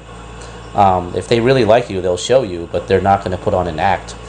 And he said that even though they might seem less emotional than Filipinas, that he likes that because he's less emotional himself. So it depends on how you are too. If your personality is more like they are, you're gonna like that more too. So Yeah. So My comment would be Thai women are kind of in the middle, yeah, on a worldwide scale. I wouldn't say I think they're great or terrible. They're just kind of in the middle. Filipinas, I don't know. I just don't have enough experience with them. But having worked with them, they do seem very sensitive to your mood. Like, I don't know if this is true in the Philippines itself, even though I've traveled there, but I haven't spent enough time there to observe. They're just very sensitive to your mood. Like, oh, you're in a bad mood. Looks like, what's wrong? What's wrong with you? Why are you not in a good mood today? In your mind, you're just thinking, what? I'm fine. Maybe I'm not smiling, but I'm not in a bad mood. This is my experience working with them. So, would you say that's true on the ground as well? That their Filipinos are very sensitive to your mood and things like that, or maybe? What do you think? possibly, yeah, but they don't usually ask me that because when I'm around a Filipino, I'm usually trying to laugh and joke and say corny things and make them laugh. So yeah, they don't usually just say that around me. One way that I vibe with Filipinas is that deep down they kind of have a childlike attitude, and in some ways it makes them childish sometimes, and I'm kind of like that too. So because I kind of act childlike a lot, and so when I say childlike things or really corny things, it kind of tickles their funny bone and creates some chemistry between us. So in that sense, I'm able to vibe with them in a way that not all guys can do. They're kind of very playful, and I'm kind of playful too. So I don't have to act like a mature man around them. I can act very playful and silly, and that vibes with them because they're also very playful and silly too. So in that sense, it creates kind of a chemistry that is very natural. Whereas I can't do that in every country. I would say Thai women are also kind of playful. They kind of like just simple humor and humor that they can understand, not necessarily American sarcastic or dry humor, but they like just a guy who can kind of don't be too serious, just be lighthearted at all times, and you'll vibe well with the average Thai girl if you can just be lighthearted and not serious. Basically, I guess that's maybe the same as Filipinas. I don't know. Yeah, I've been told by several friends that I probably would vibe well with Thai girls and in Thailand because they tend to like guys like me that are kind of more soft and nice and kind of I'm kind of like a sweet romantic type of guy, not really a cold masculine type of guy, and I was told that they would probably like that aspect of me and like the type of guy I am more. I think when you're comparing Thai women and Filipinas, from a Westerner's point of view, you're probably going to have more cultural clashes with the Thai woman than the Filipino woman. For one, a lot of Filipinas or Filipino people in general can speak pretty decent English. I mean, compared with the rest of Asia, their English is pretty good. Whereas with Thai women, a lot of them can speak, what is the word, pidgin English, like just a very crappy, super basic English. So for one, you're going to have a communication problem more likely with a Thai woman than a Filipino woman. And second, Philippines has been heavily influenced by America and Spain, and it's almost like an anomaly of Asia. It's kind of a half Latin, half Asian country. Yeah. That said, the culture isn't as hard to deal with from a Westerner's point of view, and they're more used to dealing with Americans in particular. So I think you're less likely to have cultural problems with Filipinas than Thais. But, it just depends on your personal situation. Culture doesn't affect everyone too. Some people just fit in because their personality fits into a certain culture, regardless of the culture they come from. So a lot of it depends on your individual personality too, and maybe your soul too. And another thing worth mentioning, go ahead. You go ahead. No, I'm just saying there's an individual aspect of it, because regardless of culture, some people's personality fits into a certain culture regardless of their own culture. So culture doesn't affect everybody the same. Some people, don't even. Yeah. Another major factor that I think is probably true in both Philippines and Thailand is what socioeconomic class are the women you're communicating with the most coming from? Because I think there's a pretty big divide between some of the lower economic classes and then some of the middle and upper middle economic classes in both countries. The women from different economic classes are going to be pretty different. At their core, they're all Thai or they're all Filipina or whatever, but social class has a very large bearing on what kind of person she's going to be, I think, in both countries. So that's what they have in common, I think. Yeah, definitely. And of course, a girl that's from a lower class strata and one that's more poor is going to be, more desperate maybe and more eager to date a foreigner. Whereas if you want a girl from a better family or more middle class, it takes more effort and time. You have to socially network within quality people, quality groups to get that. So, Now, the cool thing about China is men, Western men, I think this is probably true for both Caucasian men and Asian American or whatever men, is they have pretty ready access to solid middle class Chinese women. Whereas in countries like Thailand and Philippines, it takes a lot of effort to get access to that nice middle class region. Like I've heard stories, secondhand stories, that like women from the middle and upper middle economic classes in the Philippines are very often not even remotely interested in foreigners. And I would say the same about Thailand too. There's a niche of women in both countries from the middle to upper middle economic classes that do like foreigners, but the average one is probably not that interested. Whereas in China, once again, it's a niche, but it's a pretty large niche just because of the sheer number of women in China that are from the middle economic class and very interested in dating a Westerner. So that's one advantage China has over countries like the Philippines and Thailand. Yeah, I've heard that too. And also in China, there's this strict social rule where a woman has to be married by like 27. Otherwise, she's less desired. So once they reach 30 and beyond, I mean, it's like they have a much harder time getting anybody. So they're going to be much more likely to probably be more open to foreigners at that stage as well. So there's a lot of there's a lot of opportunity if you don't mind that.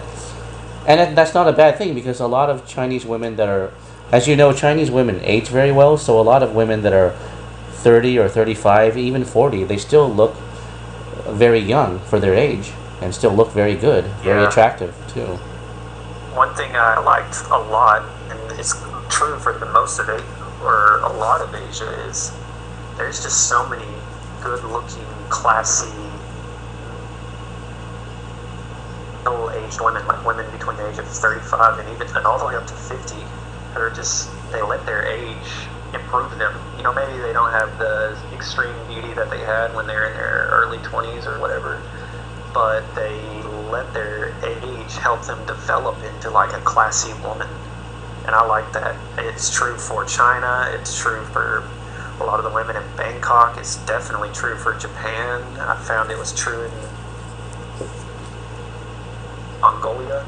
It's just great that there's so many of these women who just aged so beautifully, and they let their age help them blossom into like a classy woman instead of just being like a bitter old ugly hag or something like you might see often in America. I mean, a certain amount of class or sophistication that these middle-aged women in these countries have over their younger counterparts, if you know what I'm talking about. well, yeah, that's the beauty of especially Chinese women is, I mean, they have this grace and femininity to them that's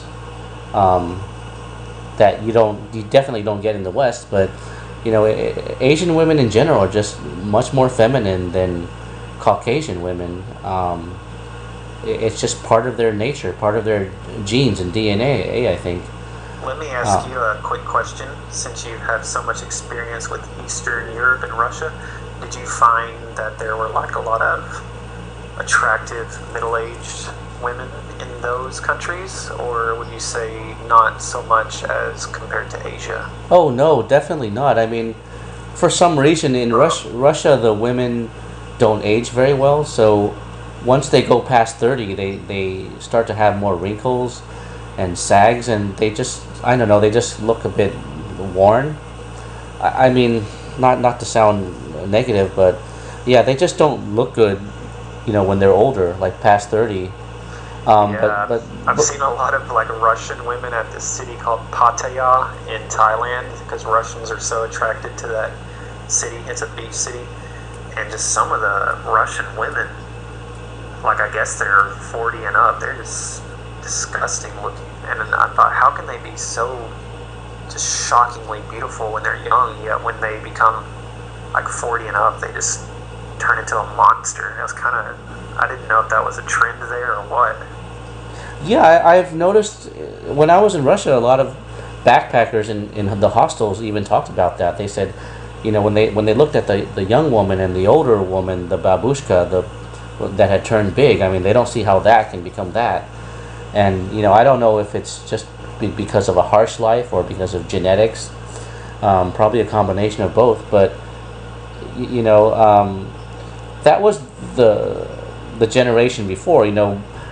I don't know right now if the younger generation in Russia is having better food or healthcare, and maybe they'll age better in the future. Who knows? But in general, that's how it is. I mean, it's not just Russian women. I think white women in general, Caucasian women, just don't age as well as like Chinese and Japanese women. It's just, it's just their biological thing. Yeah, it's not. I think it's mostly just not even really their genetics. It's just they make bad decisions or something. I'm pretty sure they're very capable of aging well. They just make so many bad decisions that they don't age well. But I could be wrong. Yeah, I'm sure that's part of it too. Because I mean, if you have a very healthy lifestyle, you will age better. And also, I've noticed that if you're a spiritual person too, that you'll probably look younger than your age. Yeah, if you have some spiritual balance in your life, and combined with healthy living and healthy eating too, and exercise and all that stuff. Right. I would say of all the countries I've been, probably Japanese women age the best because there are just so many like good-looking moms here. It's unbelievable. I'm not really sure if I'm into Japanese women personality-wise, but physically, yeah, they're pretty attractive. And I would say, to my personal taste, I think the middle-aged women outdo the younger ones, because the middle-aged ones just have a certain amount of sophistication and classiness to them that is kind of lacking in the younger women. Not that the younger women look bad or anything, just they're not sophisticated or anything. Yeah, and they probably grew up with more traditional values too, which make them more feminine as well, more classy. So if any guy wants a almost guaranteed gonna age well Asian wife, I think you can't go wrong with Japan, if only looking at that one thing. I don't know about as a whole if they'd make a good wife or not, but yeah, they age extremely well.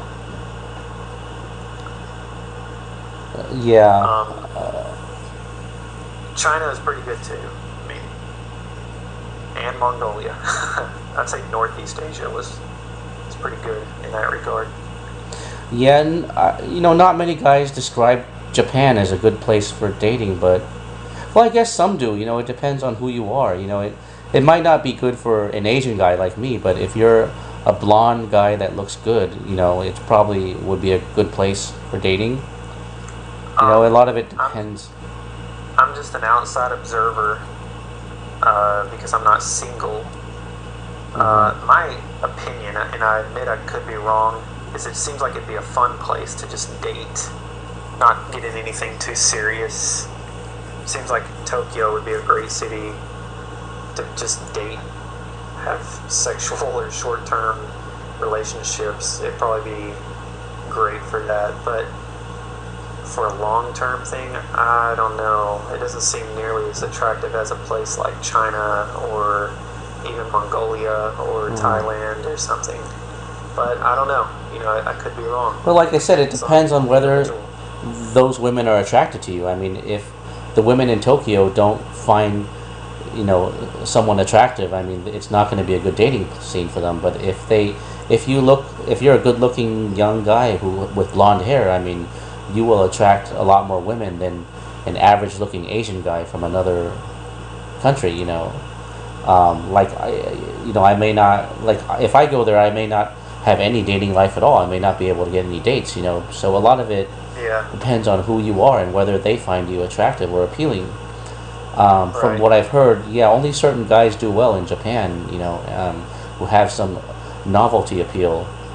But if you're just an ordinary Asian guy, I mean, yeah, you're probably not going to be noticed much, you know, unless you are socially connected well or something. Yeah, I really don't know how like Asian or Asian American guys fare in Japan. I'd be curious to know, but I haven't really heard many first-hand or second-hand reports or anything as compared to like China or Thailand. Yeah, I don't know. So do you have a Japanese wife there living with you? No, I have a Chinese wife. Okay. We got married in 2015 last year. We had been together about 6 years at that point, and yeah, she lives with me here in Japan. Okay. So yeah, I'm obviously a proponent of Chinese women. How did you come to live in Japan rather than in China or Hong Kong? In 2009, I moved to Dalian to live, and I lived in Dalian 2.5 years. It's in northeast China, and then in 2012, I moved to Bangkok. Then I lived there for 3 years, and then last July 2015, I moved here to Japan. So, yeah, I have lived in China and Thailand as well. So. I mean, did you move to Japan for business reasons or because of some reason? Just wanting a change of scenery. I always had, I don't know, maybe I had too high expectations, but I always figured Japan would be a country that would resonate well with me and my personality. And so far it's turning out not to be true.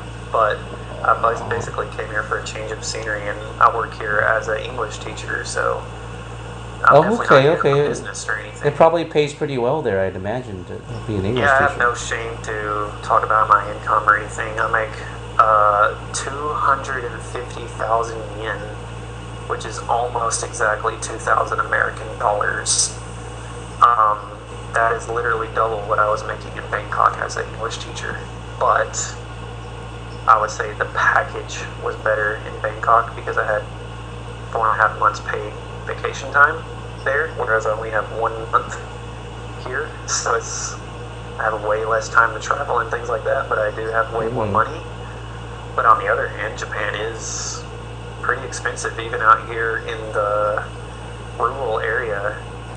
It's not as cheap as I would have guessed. But granted, I can still save a pretty decent amount of money, which is important to me. Yeah, do you find that it's easy to talk to strangers or make friends or meet people there? No, I would say you can speak Japanese. I mean, you absolutely need to speak Japanese if you want to have any kind of social life in rural Japan. Yeah, when I was in Okinawa, I felt invisible there before. I mean, I would say, yeah, I pretty much feel invisible here, which is kind of weird because, like in China, even in a city like Shanghai, I'm getting stared at like every second because, you know, I'm a white guy, so people notice me. And even in a city as big as Shanghai, I'm getting stared at like every second. And then when I go to like smaller Chinese cities or rural China, yeah, I'm getting stared at every second. It gets obnoxious. But here in Japan, you know, I'm in a city that has about 60,000 people. And yeah, I pretty much feel invisible. Like, people don't give a damn about seeing a foreigner here. Now, people glance at me like, huh, well, was that a foreigner I just saw? But then once they do that double glance, they just continue about their business. So, yeah, it's cool that I'm not getting stared at every second, and I have a certain amount of privacy.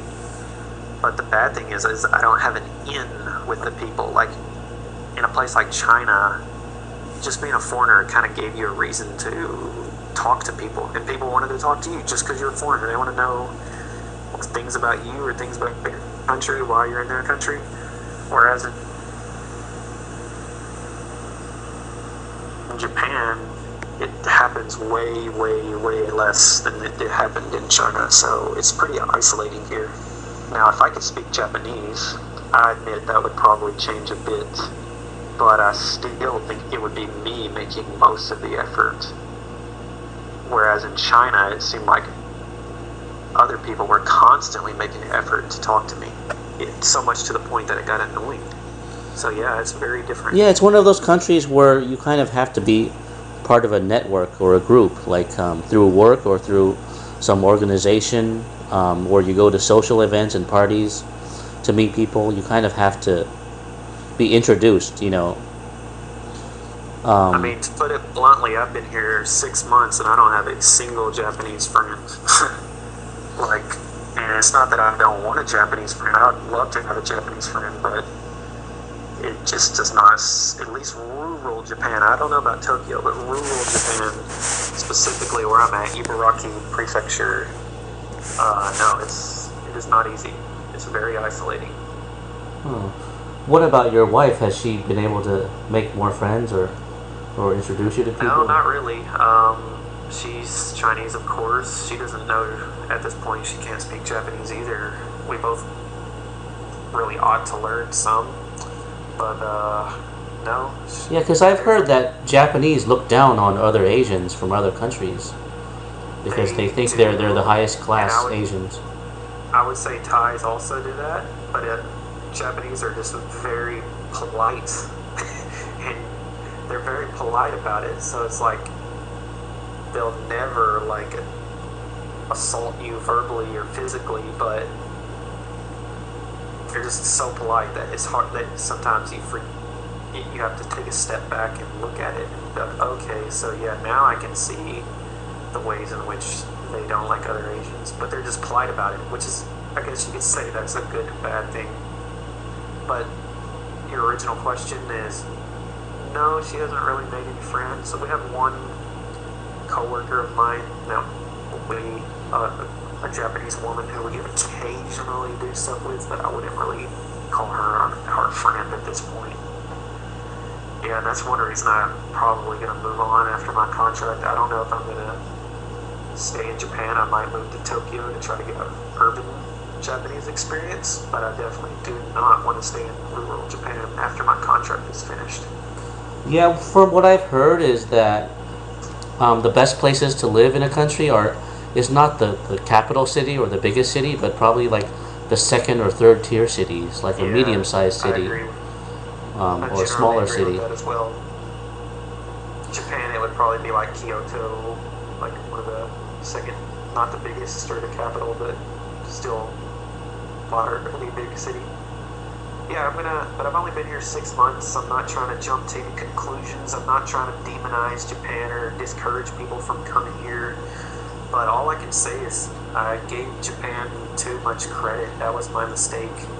I overhyped it. I don't know why I did that. Just as Americans, we kind of fantasize, like I don't know if that was the correct word, but we make Japan just sound like, oh, this wacky other world place where you go there and everything's so quirky, and then when you get there, it's like robotic and emotionless, and just everyone is like a zombie, a workaholic zombie and stuff. And sure, it can have those quirky moments and things like that, but that's not day-to-day life in Japan. That's if you're looking for it, basically. You know what I mean? Yeah, exactly. Just Japan is kind of overhyped and kind of fantasized by a lot of Western countries. Like, we kind of just think it's this out of this world place that's just so unique and interesting. But once you get here on the ground, it doesn't quite live up to that, and it kind of is disappointing. So you have to totally change what your expectations are before coming here, because it's not going to be like that. Yeah. Once again, though, I don't want to I'm not trying to jump to any conclusions after only 6 months, and I'm not trying to steer people away from Japan. This is just what I think. So far, I'm not too impressed, but maybe that'll change. Have you thought about living in Taipei if you like it there, or maybe back to Thailand? It crossed my mind. I was kind of debating between Taipei and here in Japan, and ultimately I chose Japan, even though I had a similar job offer in Taipei. I took a gamble with Japan just because I figured it would be a harder country to get into. So I thought, well, I have similar job offers, but Japan is ultimately seemed more interesting to me, so I stuck with Japan. Now I'm thinking, maybe I should have went with Taipei, but I don't want to live with regrets or anything. I don't regret making that decision, but yes, I have considered Taipei for sure. Yeah, I mean, I would imagine Japan would be more interesting because it has a long history and a unique culture. Whereas Taipei is like not sure whether it wants to be Chinese or Japanese or American, and it's kind of like it's kind of more rootless. Whereas Japan has a long tradition and history and an identity. Well, at least it did. I don't know about now, but I think the part of the problem is my location. I will happily admit that. I think if you went to Kyoto or more cultural cities like Kyoto or Osaka, it would probably be a hell of a lot better than where I'm at. So that's one thing that, after my contract is up, I don't quite want to give up on Japan. I want to experience the other side and see if it changes my opinion. So I think if people go to cultural cities, they probably won't be saying the exact same thing that I'm saying. But I still think the people will probably still be robotic and monolingual and workaholic. I don't think that's going to change anywhere you go. But then at least in Kyoto, you have the cultural stuff you can see, the spiritual stuff you can see. Whereas where I'm at, there's like pretty much nothing cultural or spiritual to see. It's just boring as can be. Yeah, I haven't noticed that within the same country, when you move to a different area, that it makes a huge difference. I mean, it only makes a little bit of a difference. But the culture and the body language and the people's face, I mean, it's still very similar. Yeah. I just think in my case, I'm in a pretty small location, so it could be the difference between rural and urban. There can be pretty big differences between a rural area and an urban area. It's like being in rural Arkansas versus being in Los Angeles. It's obviously going to be pretty different. I mean, at its core, it's still going to be American, but it's still going to be quite a bit different too. No, like for example, I mean, if I was in Russia, in Moscow, I could meet people. I could meet girls by cold approach. But if I went to Siberia in a small village that was very remote, I could still meet a lot of people because in Russia, people just like talking to strangers. They like novelty. They're very curious.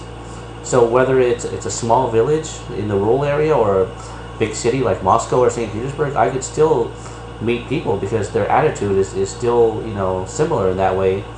Whereas in America, I mean, you whether you're in Los Angeles or in a small town in Arkansas, people still want their privacy. I mean, they still believe in independence. Yeah. They still want to be independent.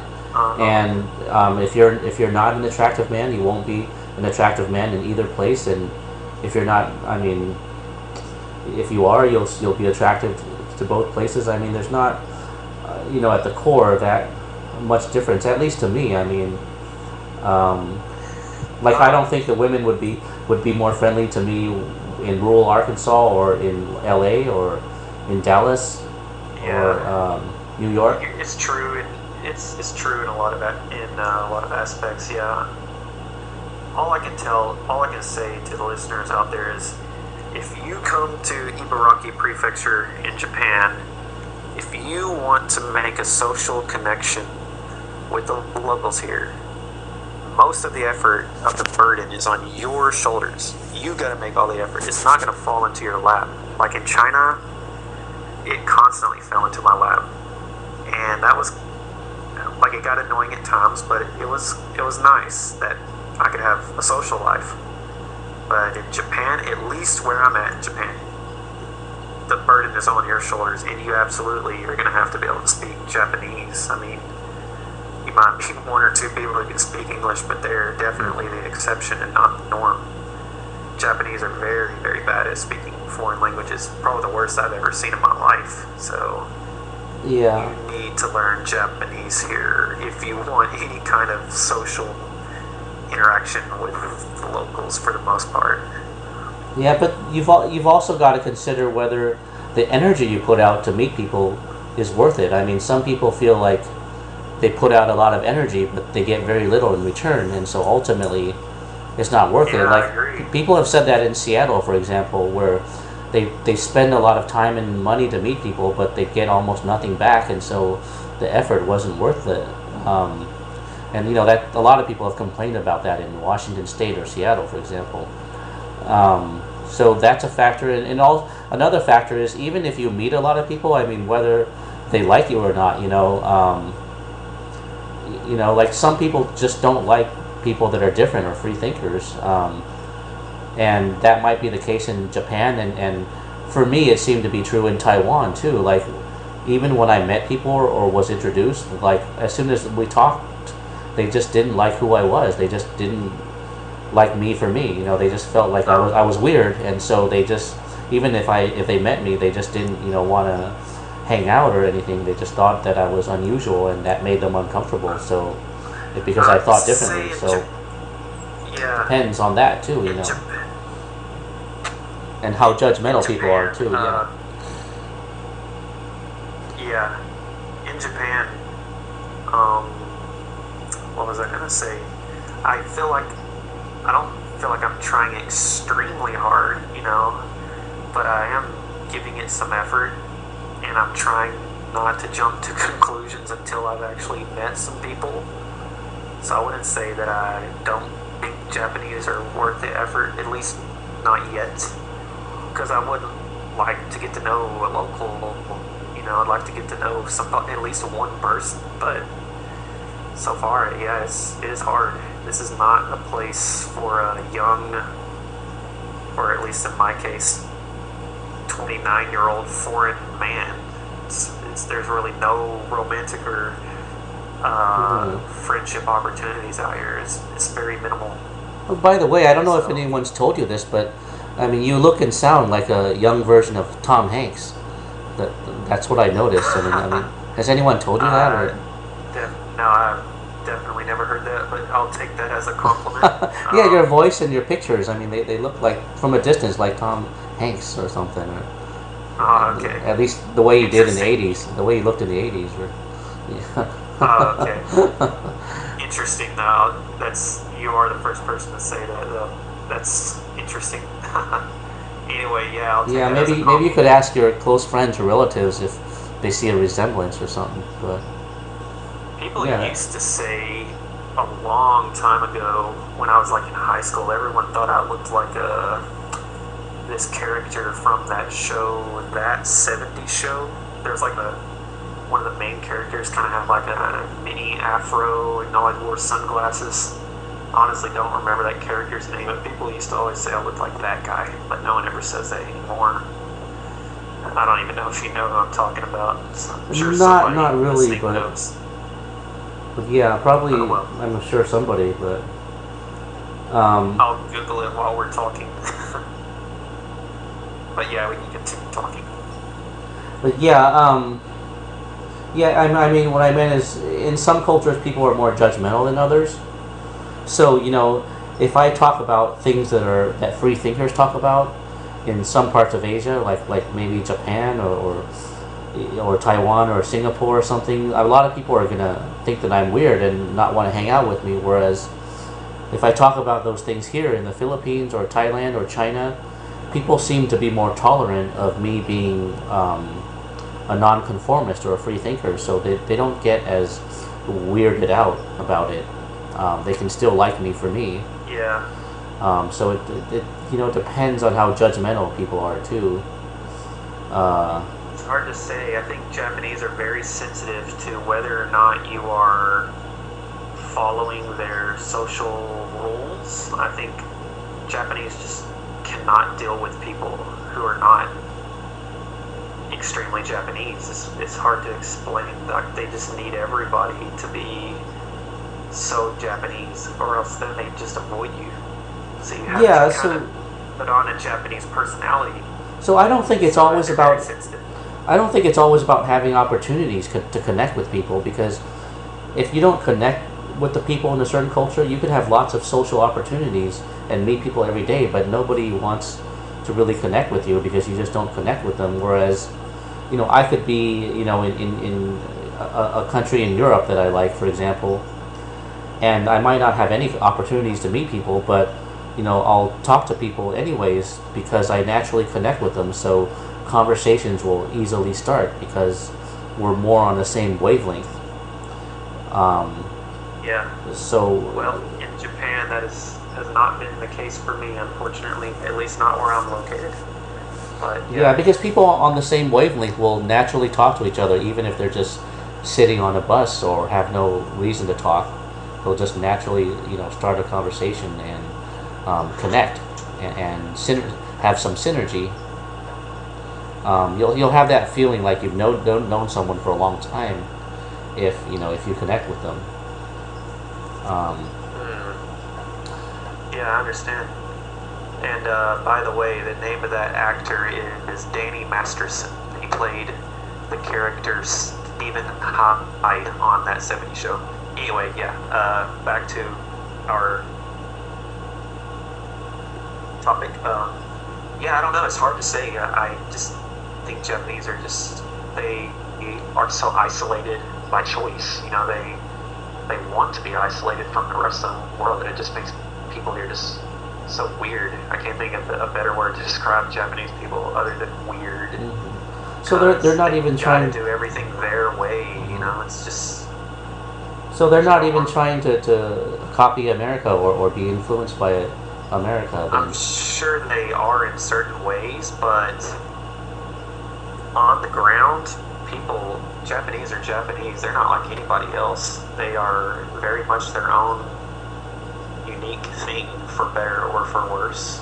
So, yeah. Yeah, because what some of my friends, like Ian, said in our WeChat group, is that Japan has combined, the worst aspects of American culture and the Japanese rigid culture to create something that's kind of toxic.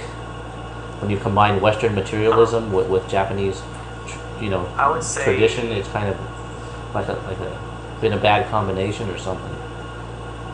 On the ground, I would say Japan has taken a lot of American business culture, for better or for worse, which I think in some ways is good, but it's also bad.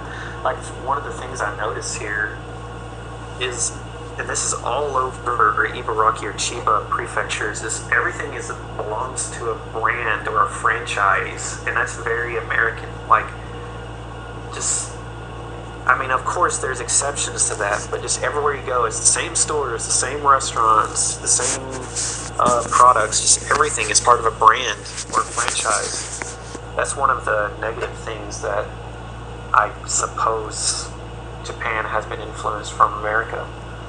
But just the people themselves interacting with a Japanese person is absolutely nothing like interacting with an American. Not even close. Now, one of the good things about Americans that maybe we take for granted is Americans are kind of laid back about body language. We're not so uptight about how you present yourself as compared to a lot of Asians, or particularly the Japanese and the Thais. So like when you're dealing with a Japanese person, you really, really need to be mindful of every little thing you're doing with your body, the way you're talking, the way you're moving your hands, the way you're moving your head, your clothes, everything is important. Whereas with an American, most Americans, they don't care about this kind of crap.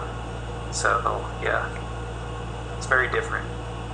Yeah, that must feel very suffocating if if you have to conform to so many little things. It makes you feel like you want to scream or explode or just get wild or something. Jump up and down and get wild or something, and just release all your pent up emotions or something. I mean, what it does is you think, oh, okay, like for example, I want to buy a cola from the store. In any other country, you wouldn't even think for 2 seconds about that being a chore. But then here, you're like, oh, well, the cashier is going to be like just saying so many weird words and acting so weird that you'll just forego buying the cola. You just think, it's not worth the trouble. It's just too weird having to interact with these people. I don't know if that makes any sense. It's tiring. It's exhausting dealing with the social stuff here, and it makes you want to circumvent it. And I think that's why Japanese have a lot of antisocial habits, because even they themselves get tired of doing this crap. But someone's got to step in somewhere and make it end, or it's going to be like this forever.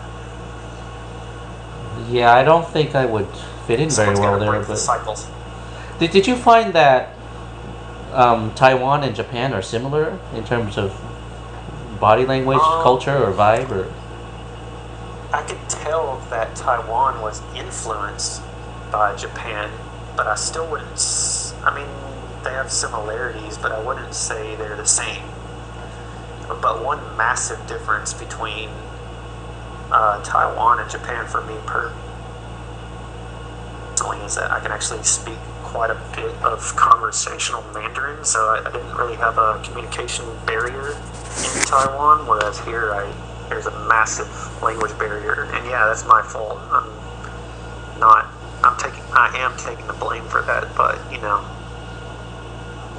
let me see, how were they similar? Like, kind of similar body language, but I would say Japanese is way more exaggerated and extreme, whereas Taiwan is kind of like a very light version of Japan, maybe. I don't know. Do you understand? Yeah, I can kind of see Japan that. Japan light, which is actually not necessarily that bad in my opinion. Yeah, I can kind of see that. I don't know. At first glance they just seem similar, but when you spend more time in both countries, you start to see the difference, I guess. At its core, Taiwan seems more like a Sino-spheric country, like a Chinese country. But on its surface, you can see the influences from places like Japan or America. But at its core, it still feels very Chinese. But like I said, on the outer layers, it's totally different. Like Taiwan and China are totally different when you're looking at things on the surface. But at the core, they're pretty similar. Because Taiwanese culture basically is Chinese culture. It's just, but now the two countries have kind of separated and they've developed differently by doing so. Yeah. It's a lot of information, right?